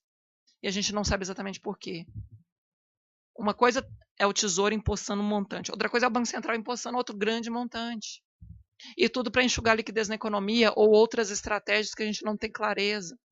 E essa crise desse tamanho, sem que a gente tenha noção de que o problema não é só despesa primária. Eu faço questão de trazer 2 textos aí para indicação de leitura, um do IPEA, um texto para discussão do IPEA, é o 2310, e um outro sobre a ideia de dominância fiscal ou dominância monetária, ou seja, que política é mais ativa, que política é mais passiva. Se a política monetária tem mais pujança, a política fiscal efetivamente está neutralizada. O que se espera da política fiscal em tempos que a política monetária é que determina como deve ser todo o comportamento? Agora, por outro lado, se a política fiscal se desprega totalmente, a gente vai ter um ciclo de aceleração inflacionária. Nenhum nem outro. Nenhum extremo nem outro. Os riscos fiscais da LDO, a gente não faz um levantamento sistemático dos riscos fiscais referidos à dívida pública. Talvez esse seja o grande mote do artigo que eu tive a honra de escrever com o amigo Leandro e com o querido colega também, consultor do Senado, Vitor. Esse artigo a gente parou para falar de uma coisa simples, pequena, discreta. A forma como o governo está contabilizando os resultados do Banco Central na lei de orçamento como receita, de chegar a casa de centenas de bilhões de reais. Para 2018, eu tive o trabalho, viu, Leandro? Levantei o projeto de lei de orçamento para 2018, é 108 bilhões 520 milhões de reais, como receita. E que, ora, se frustrar, é menos 108 bilhões que eu tinha previsto de receita disponível. E que não é risco fiscal, a frustração dessa receita. Ora, quando deixa de arrecadar 108 bilhões e vira um resultado negativo, por exemplo, de 60 bilhões, é uma frustração de 160 bilhões. E que a gente não tematiza claramente na LDO. A regra de ouro, já falei bastante, a própria Maria Lúcia tem trazido esse debate com mais ênfase, e essa é o mérito da Auditoria Cidadã da Dívida. A Auditoria Cidadã da Dívida é uma fonte imensa de produção teórica sobre esse debate. A gente tem que referenciar, eles são a organização da sociedade que concebeu essa reflexão para nós. E aqui eu chamo a atenção da DI 5683, que o Tiago Espinosa, lá do Paraná, que esteve conosco no evento do planejamento, também nos trouxe. O ministro Barroso deu uma decisão na DI 5683, já cautelar, francamente temerária. Eu não tenho medo de falar isso. Peço que leiam. Ministro Barroso é uma DI contra uma lei do Estado do Rio de Janeiro que permite usar os recursos da privatização do SEDAI para pagar pessoal. Alienação de bem imóvel, alienação de uma empresa, receita de capital por definição, para torrar na folha. Literalmente torrar na folha. Fundamentação esdrúxula da defesa do Estado, que foi encampada pelo ministro. Eu lhes peço, leiam para estudarmos. Porque diz que a regra de ouro do artigo 67, inciso 3, é só em relação a bancos públicos. Se eu pegar a operação de crédito, gente, porque autorizou antecipação de receita orçamentária, ainda não vendeu. Quando vender, já permitiu que quando vender, já antecipe o dinheiro do quando vender para pegar empréstimo no mercado e que possa usar para pagar folha. É disso. Olha o debate. Quando for privatizado, já então contando com esse dinheiro que ainda não está, mas já podendo antecipar agora para realizar a operação de crédito, pode usar para despesa de pessoal. E é uma questão interessante, só para fechar, é uma questão interessante que diz que a vedação da LRF, a vedação da Constituição, dessa antecipação de receita orçamentária decorrente desse endividamento, já contando com o dinheiro da venda do SEDAI, é só com o banco público que está vedado. A regra de ouro é só com o banco público. O banco privado eu posso me endividar ainda que para pagar pessoal. Olha que fundamentação muito estranha. Desculpa. Desculpa a parte, professora. O que deu início à nossa pesquisa disso, que eu e o Thiago estavam pesquisando isso junto, e ele foi mais a Ah, você é fundo. o Sérgio? Isso eu Ah, que mesmo. legal, Sérgio. Prazer conhecê-lo. Prazer, professora. E a gente estava discutindo isso, tudo isso começou numa indignação minha, quando eu vi uma entrevista de um dos secretários das Finanças do Rio, dizendo que estava aguardando a regularização de um decreto do governo do estado, que ia autorizar um empréstimo, e ele falou assim, nós estamos esperando esse dinheiro para pagar o 13º. Ele falou isso na TV, ele falou isso na Globo News. E aí eu falei, não, eu entendi errado, né? Eu falei, não, eu entendi errado, vamos pesquisar. E aí eu falei pro Thiago, vamos começar a pegar isso a fundo. Quando a gente achou daí na lei na lei complementar 157, aquele dispositivo que está dizendo expressamente que os estados que aderirem àquele regime não estão sujeitos às limitações de operação de crédito previstas na LRF. Está escrito expressamente na lei. Até compartilhei com os colegas aí no grupo, me chamou muita atenção disso que a lei, ela meio que dá essa lei de recuperação fiscal, ela tá dando meio que uma moratória em relação a alguns limites que a LRF impunha. Dizendo assim, não, aqui quem aderiu pode relativizar aquelas limitações de operação de crédito. Mas, de qualquer forma, persiste a previsão do 167, inciso 3º. Então, e aí? Aí nós tivemos, né, além dessa DI, uma DC que foi proposta pelo Estado do Rio de Janeiro, que também teve cautelar deferida pelo ministro Fux, que a meu ver, é tão temerário quanto. A decisão caminha no sentido de dizer, não, realmente aqui essa lei complementar 157, ela é constitucional e isso não viola de forma alguma o 167. Pelo menos em medida cautelar isso foi reconhecido, né? Ou seja, eu não consegui ainda terminar, estamos começando a estudar isso ainda, mas o que a pretexto de uma recuperação fiscal, nós estamos abrindo outros rombos fiscais nos entes subnacionais. Ou seja, então, não sei se esse é o caminho certo de recuperação fiscal, que precisava de fato de uma intervenção, né? Não foi feito no ente federado, mas você, a pretexto então de resgatar um ente federado, permite, por exemplo, isso do caso específico da SEDAI, que eles estão contando com esses recursos, estão contando efetivamente com esses recursos para conseguir cumprir despesa corrente. Ou seja, nós estamos dilapidando o patrimônio público para custear a despesa corrente. O que está acontecendo com a nossa gestão pública, né? Olha, o buraco só se cava cada vez não ser, a gente não sabe para onde a gente vai. Só se cava cada vez mais, né? E assim, não sabia, Sérgio. Que bom. O e-mail que nos trouxe essa provocação, efetivamente era o Thiago, já dizendo da provocação iniciada pelo Sérgio. Então também compartilho a referência, muito justa, uma reflexão profunda. Até sugeri, publiquem o quanto antes para também terem a autoria do debate. É merecido. O artigo 164 da Constituição, eu sei que o tempo está correndo e eu tenho contingenciamento da prioridade de vocês por almoçar, obviamente. Me ouvir é muito mais oneroso, muito mais cansativo do que almoçar. Pois bem, vou avançar, mas é porque realmente é muito precioso esse momento. Não é só pelo fato de trazer meu doutorado e a proposta de atualizá-lo com aquilo que a gente tem debatido com os colegas da MPF, Zé Rubens, querido amigo aqui também, a Samantha Chantal, o Ângelo, os demais do grupo, do GT.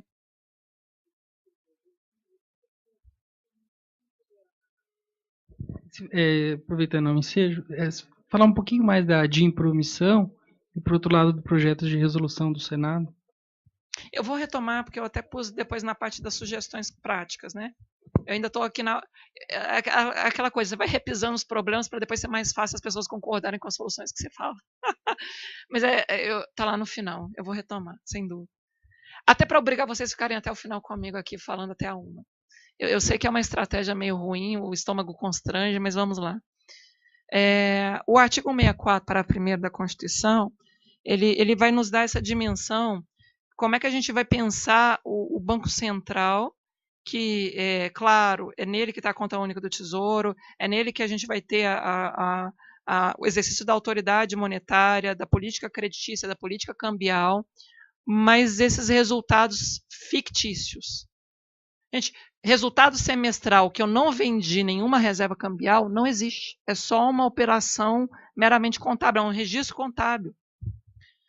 Os estudos que têm sido feitos é que a gente deveria ter pelo menos um horizonte de equalização bienal.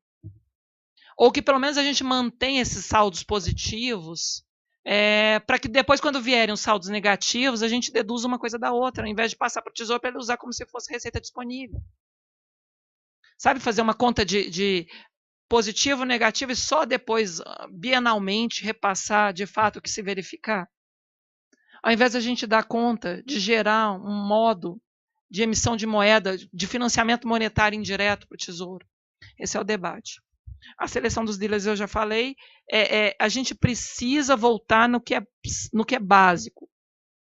O que é básico não é, embora pareça muito básico, muito simples, não é fácil.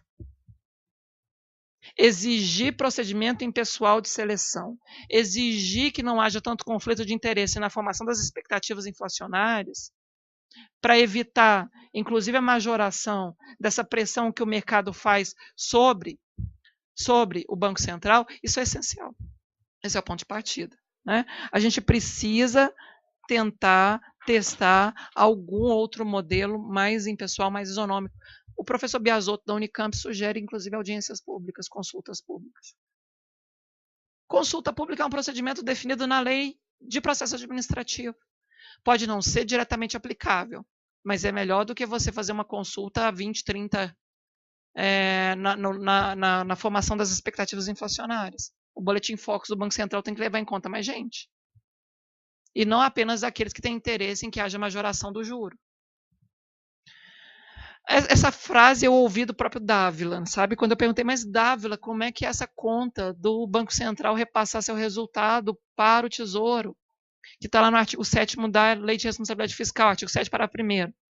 Aí falou, ele é uma fatura de restaurante. Consome o resultado que der, independentemente de qualquer restrição, qualquer previsão legal, paga-se.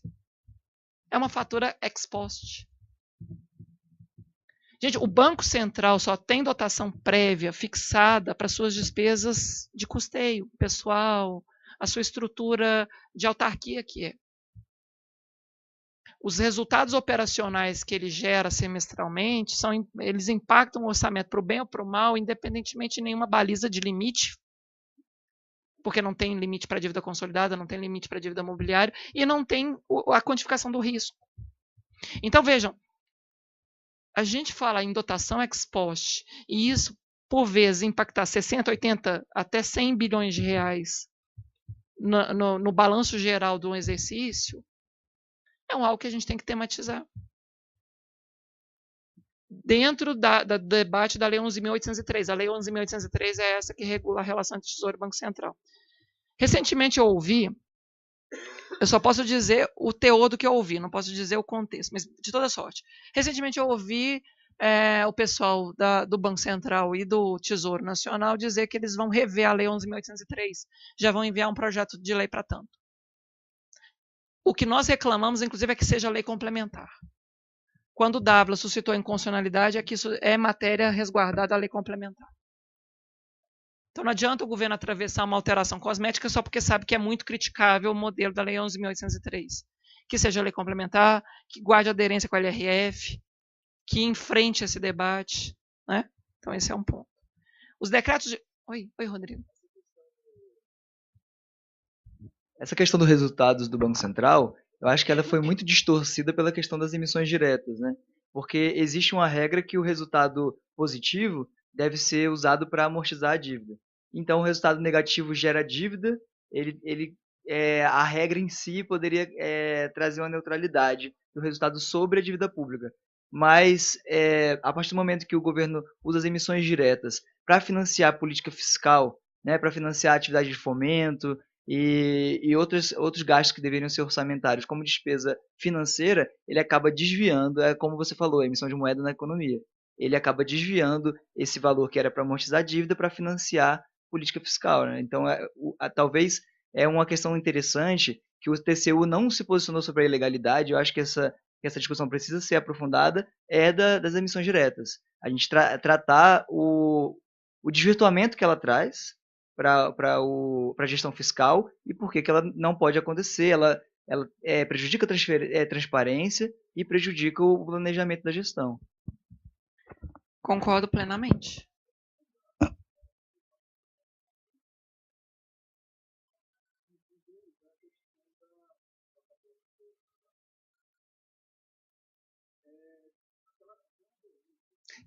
Tá desligado ainda, Leandro. A DI coincide contra a LRF, assim que ela foi aprovada, num dos vários pedidos, tem um deles que trata do artigo 7º, né, com o fundamento de que havia uma dotação ilimitada que violaria a Constituição. Na época, houve a negativa, indeferida liminar em relação a ela, e até hoje o Supremo não avaliou, está lá, ainda esperando, está nos escaninhos lá do Supremo, esperando uma definição. Acredito que deva voltar esse debate, essa discussão.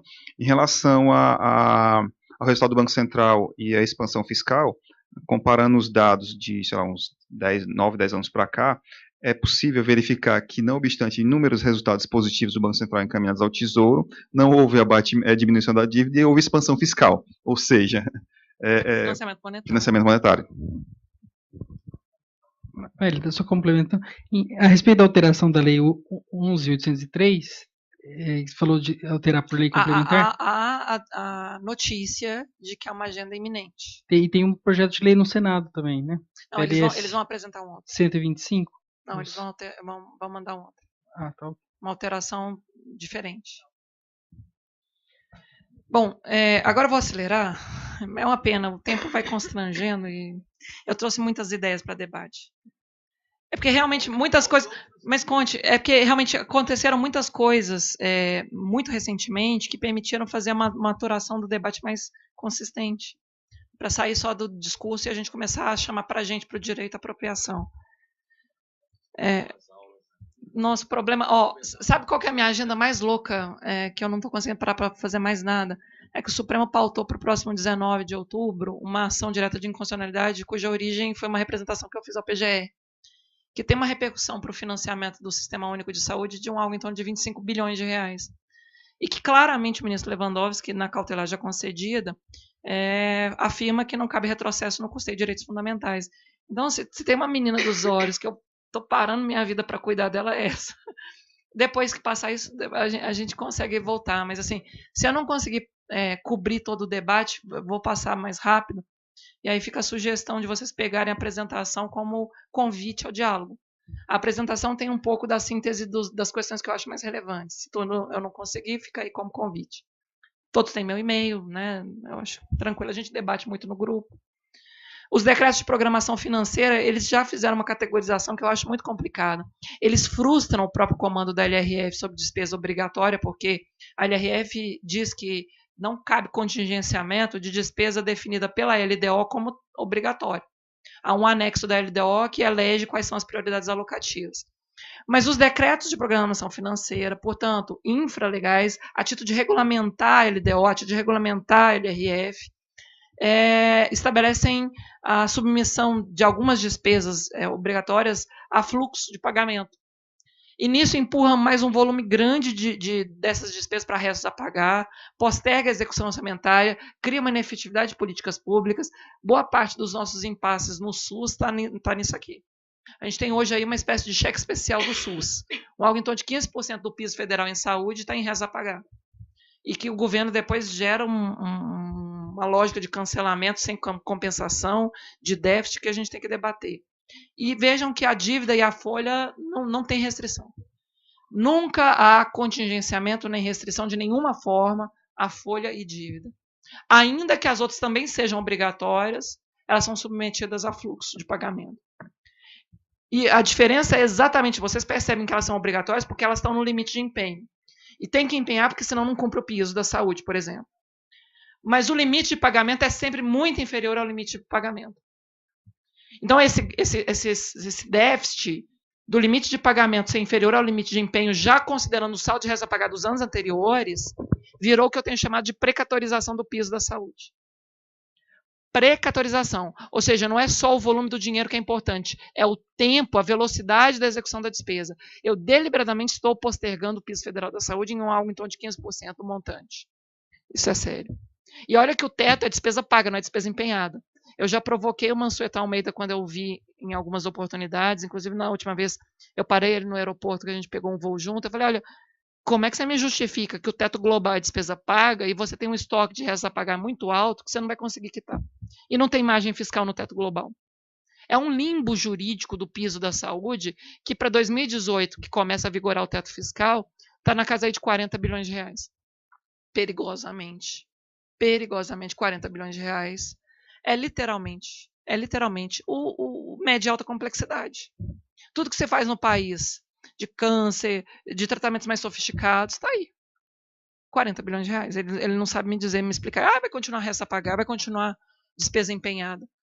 É? Despesa empenhada se não tem saldo para pagar no teto global? Bom, vou mais rápido. A vedação de financiamento monetário, eu já falei. Autorização orçamentária, pelo menos para a gente pensar nessa questão que o Rodrigo disse, né? Meta de resultado nominal isso aqui é uma proposta que eu queria fazer. A gente dá uma ênfase muito grande, dava até pouco tempo atrás, antes do teto da emenda 95, a meta de resultado primário. Mas já há no ordenamento a possibilidade de se exigir resultado nominal. Então, enquanto o Senado não aprova limite global para a dívida consolidada da União e para a dívida mobiliária, o que eu lhes peço? Exijamos, MPF, proposta já de atuação, TCU, exijamos alguma meta de resultado nominal que reflita parâmetro de razoabilidade para a dívida. Porque é no resultado nominal que eu acompanho a despesa financeira. E já está na LRF, no artigo 4º, em relação à LDO, que ela precisa fixar limites. Aliás, precisa fixar metas. Meta não é só resultado primário. É meta de receita, meta de despesa, resultado primário, resultado nominal e meta de endividamento. Pelo menos essas 5 grandes dívidas. Aliás, 5 grandes metas. Falar mais rápido a gente confunde mais. Eu brinco, uma aluna minha me falou uma vez na UFMG que eu falava muito rápido porque eu tinha desenvolvido o método de respiração subcutânea. E agora, com essa premissa do tempo, eu vou falar mais rápido, eu vou falar às vezes mais errado, vocês me desculpem. Mas vamos lá, é porque eu quero muito passar tudo. Até para dar vontade de voltar a explicar melhor. Né? Não, a disciplina de dívida é o lugar onde eu posso debater meu doutorado, eu sempre sonhei isso. Antes me tratavam como uma doida que fez uma tese que não é jurídica. Agora, pelo menos no debate de uma disciplina de pós-graduação, a gente pode debater isso. Meta de resultado nominal, já falei. Necessidade de transparência, também já falei. Poder de polícia do Banco Central e o frágil controle dos fluxos de capitais. O professor professor Tadeu De Chiara suscita isso. O nosso problema no Brasil, inclusive, é esse. A gente dá uma autonomia tão grande para a movimentação de capitais que a gente é sujeito a toda hora a ataques especulativos. Inclusive, o cartel do câmbio, que está sendo investigado no CAD, é isso. A gente deixa os mercados especularem de forma desarrazoada contra a nossa moeda, contra a nossa política pública. O cartel do câmbio está sendo investigado e merece, inclusive, conexão com esse debate da dívida, viu, Zé Rubens? Isso não é trivial, isso não é pouco. A gente tem que tomar a ideia de que o Banco Central existe até para ser poder de polícia, de fiscalização mesmo dos agentes econômicos. Ninguém está aqui querendo fazer terrorismo jurídico, não, mas a gente tem que colocar as coisas no seu devido lugar. Senão a gente vira um lugar para todo mundo tirar a máxima lucratividade privada às custas do orçamento e depois o problema ser o dinheiro do SUS, o dinheiro da educação.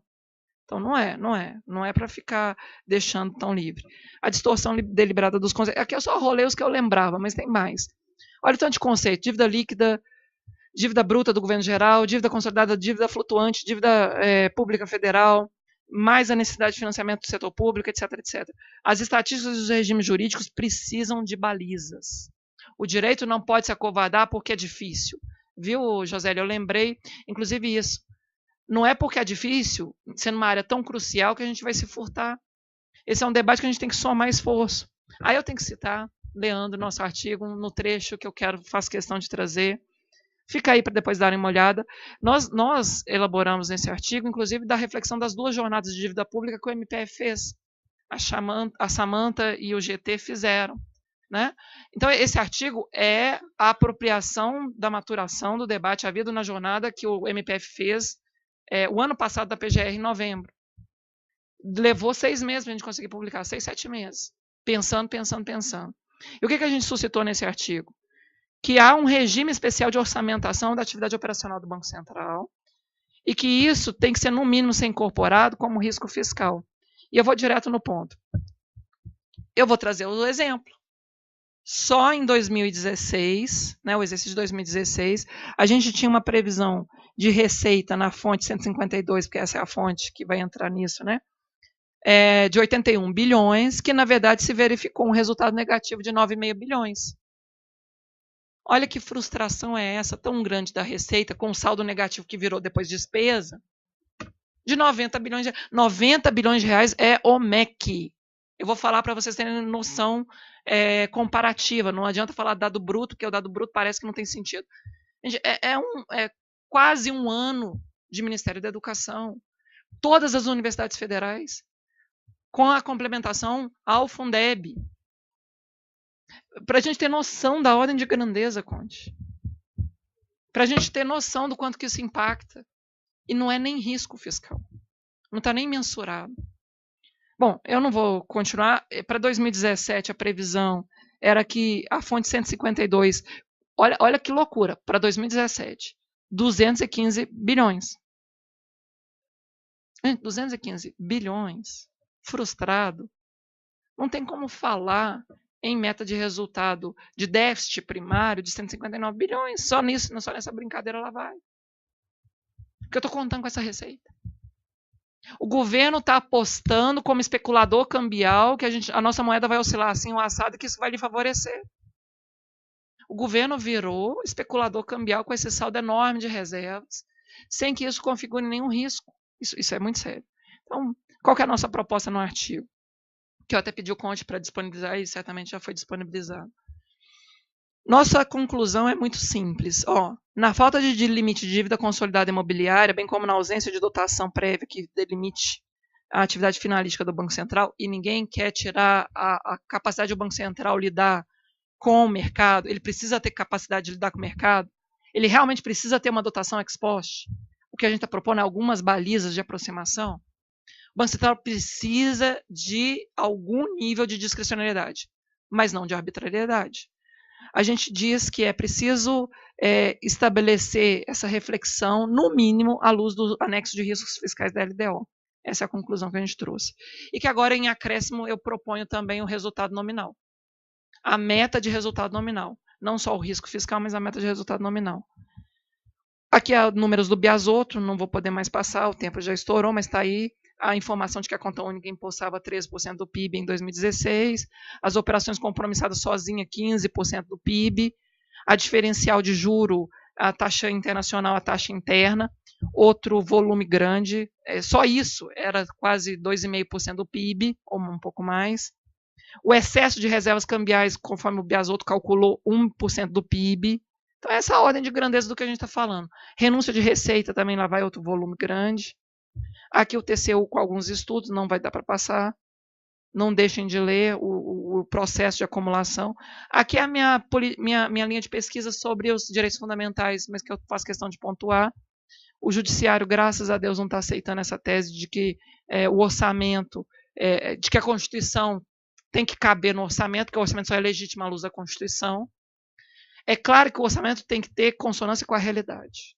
Ninguém aqui está inventando dinheiro para ficar rasgando, para ficar gastando. Ninguém aqui está falando que tem que gastar só com saúde e educação. Não, a gente tem clareza das outras balizas. Mas muito cuidado com a emenda 95. Eu discordo da ideia de que a despesa primária é o único gargalo do ajuste fiscal. Tem que haver controle sobre renúncia de receita, tem que haver controle, ainda que por aproximação de limites da despesa financeira. E aí, porque a Maria Lúcia Fattorelli, eu assisti pelo YouTube, a Maria Lúcia citou um artigo que eu escrevi sobre o orçamento da Seguridade Social, eu trouxe aqui também para dialogar com ela. Eu chego a dizer, olha, é a 8ª vez que a gente prorroga a DRU, desde 94. É um hacking.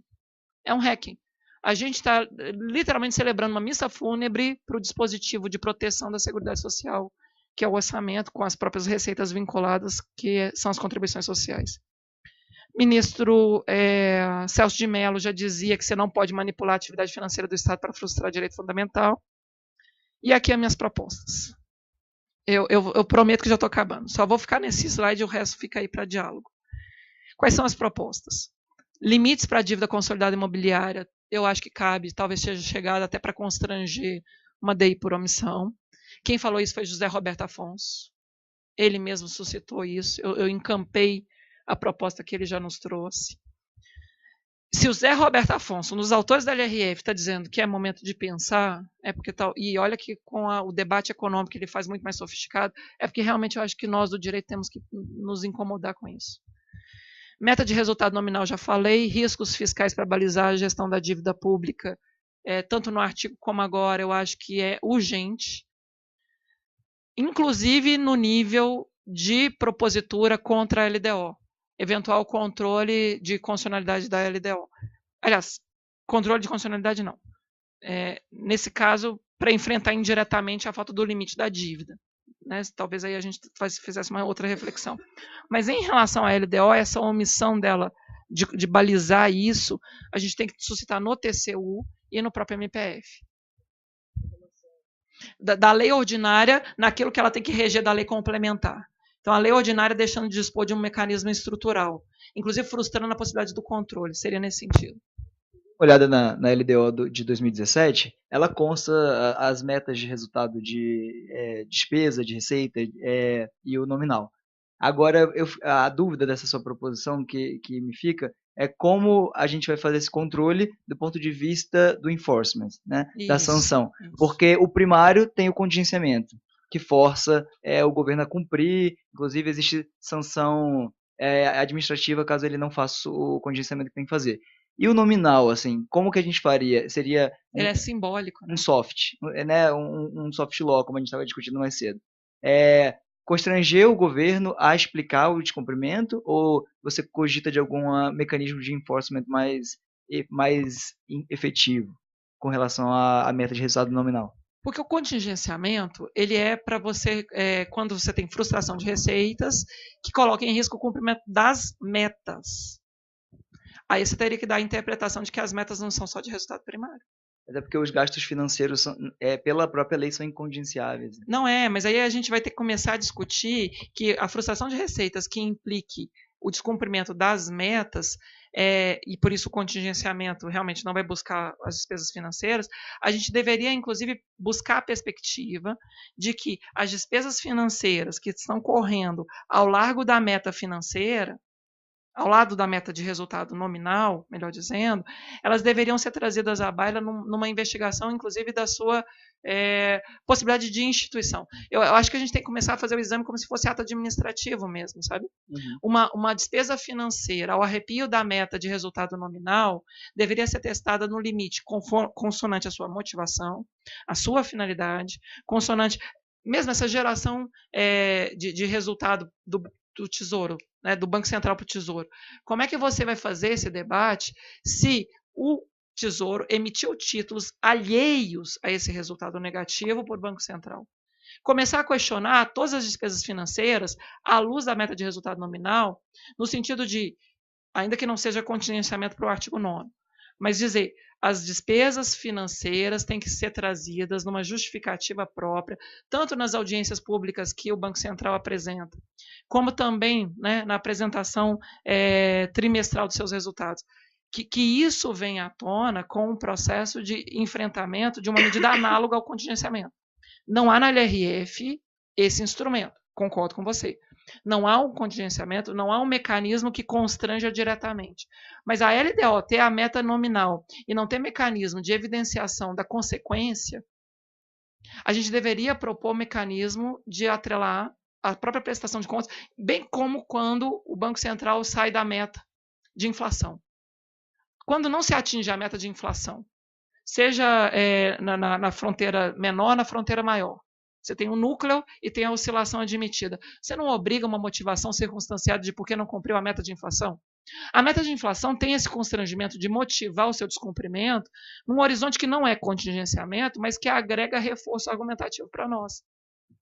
E veja, a meta de resultado nominal com o controle das despesas financeiras pelo prisma da motivação, pelo prisma da evidenciação desse caminho, né? Se efetivamente tem lastro legal, se tem a dimensão de estar consonante com o ordenamento, a gente já teria pelo menos a perspectiva de não ter uma autorização tão ampla assim para o Banco Central empossar 25% do PIB. Eu estou dizendo, 25% do PIB é demasiado. Nesse ponto eu estou afirmando, eu estou assumindo o custo jurídico de dizer 25% do PIB é muito. E a gente deveria fazer esse constrangimento, exigindo a motivação, inclusive nas audiências que o Banco Central tem que levar na CAI, na Comissão de Assuntos Econômicos do Senado. Da mesma linha da motivação do não cumprimento da meta de inflação. Já que a gente adotou a ideia de meta de inflação como a reflexão da expectativa inflacionária na população, a gente tem uma expectativa de dívida. Não é suficiente no curto prazo, mas é melhor do que nada. A meta de resultado nominal existe só simbolicamente. Quando eu faço a crítica, não é no sentido de, ela realmente não tem consequência. Então, corrigindo nesse sentido, concordo. A professora Lúcia Vale Figueiredo tem um artigo que até hoje é único no Brasil sobre a omissão do gestor público e a ausência da sanção por omissão. Mas eu sugiro que, além dessas tuas sugestões, a gente também estava discutindo isso no café, sugiro duas coisas. Com relação à frustração das receitas, a aplicação do artigo 12, porque a metodologia para a aferição das receitas não está sendo obedecida pelo Executivo, isso em todos os planos, de todas as esferas, federal, estadual e municipal. Aí tem concretamente um descumprimento do artigo 12. E com relação à omissão nos riscos ou em outras situações, a improbidade por omissão, a gente estava até discutindo isso. É improbidade, né, Leandro? A gente estava discutindo. Será que não podemos considerar improbidade? Algumas situações, sim. Talvez até a soft law seria uma recomendação, dizer, se não corrigir, pode ser considerado. Dolo, né? Dolo isso mesmo. Uhum. Tá vendo como aqui é o melhor lugar para debater? Não, é sério. Gente, eu sozinha pensando isso lá em 2006... Minha tese, vocês vão ler, é um texto hoje, francamente, um tanto desatualizado, um tanto romântico. Mas é claro, está posto. É aquilo que eu sabia naquela época. Hoje eu estou conseguindo fazer uma reflexão, até por diálogo com vários agentes, com os economistas que fazem essa visão mais crítica. Porque, do outro lado, só tem gente que fala que o demônio são as despesas primárias. É importante controlar as despesas primárias? É. Mas não venham me dizer que a Constituição não cabe no orçamento. Esse é um debate. Bom, a questão da emenda 95 eu já critiquei. Eu acho que a gente tem que acompanhar especialmente a ADI, de todas as inúmeras ADIs, a que eu mais gosto de indicar para leitura e reflexão pausada, inclusive por quem está numa pós-graduação, é a ADI 5658. Ela especificamente cuida de como o regime da emenda 95 impacta os direitos à saúde e à educação em relação aos pisos, né, da saúde e da educação. Então, acompanhá-la. Transparência e motivação como deveres republicanos, os conflitos distributivos e a lei de responsabilidade fiscal, eu acho muito importante, viu, Zé Rubens, a gente fazer algum controle do decreto de programação financeira, o decreto de contingenciamento.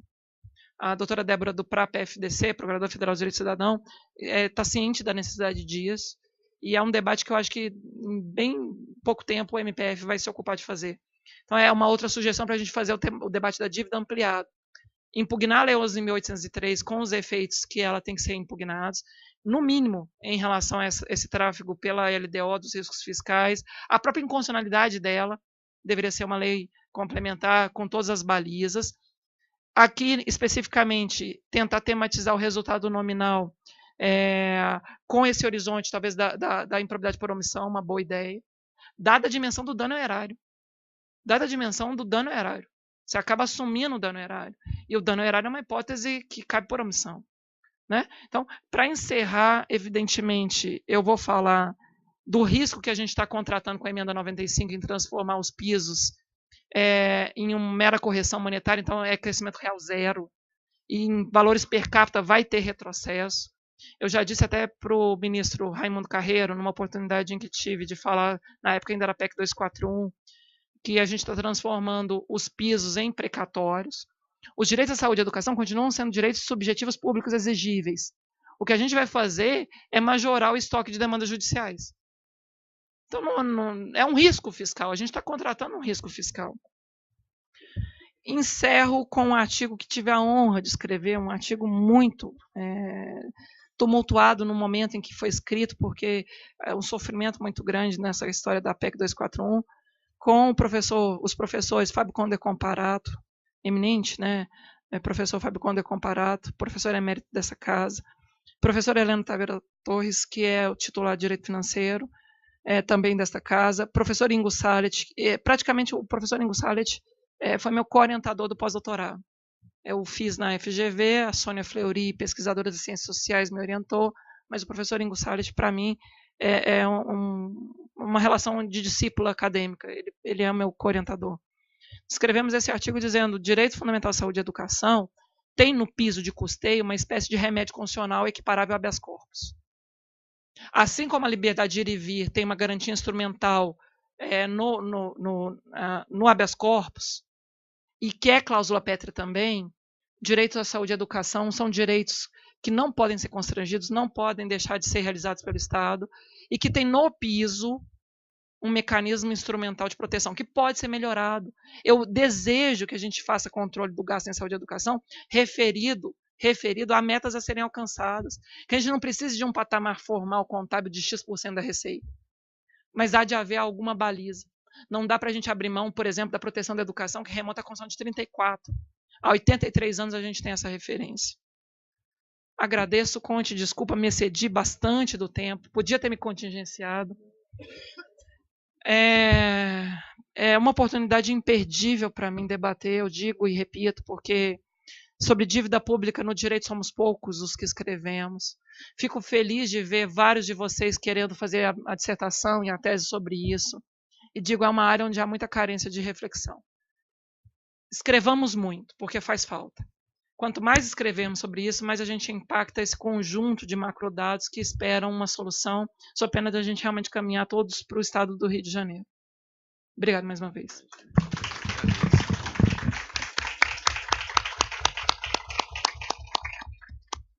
Só reitero aqui os agradecimentos. Está convidada a sempre aparecer aqui nas nossas aulas, será uma contribuição inestimável.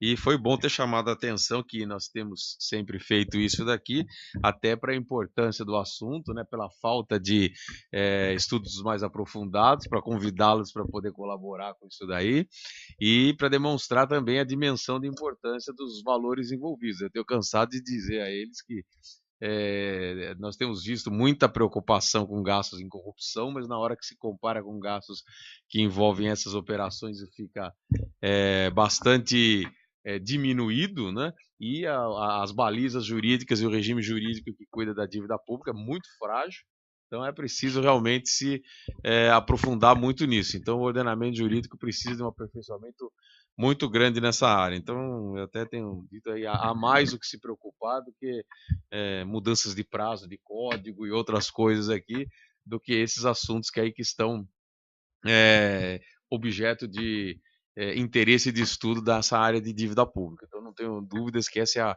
a fronteira aí que precisa ser explorada no âmbito do direito financeiro. Não sei se quer falar alguma coisa. Não, Gabriel. Então, muito obrigado. Só esperamos aí que possa colaborar sempre que for possível. Obrigado. Não vou fazer mais pergunta nem abrir, dado o adiantado da hora aqui. Obrigado, pessoal.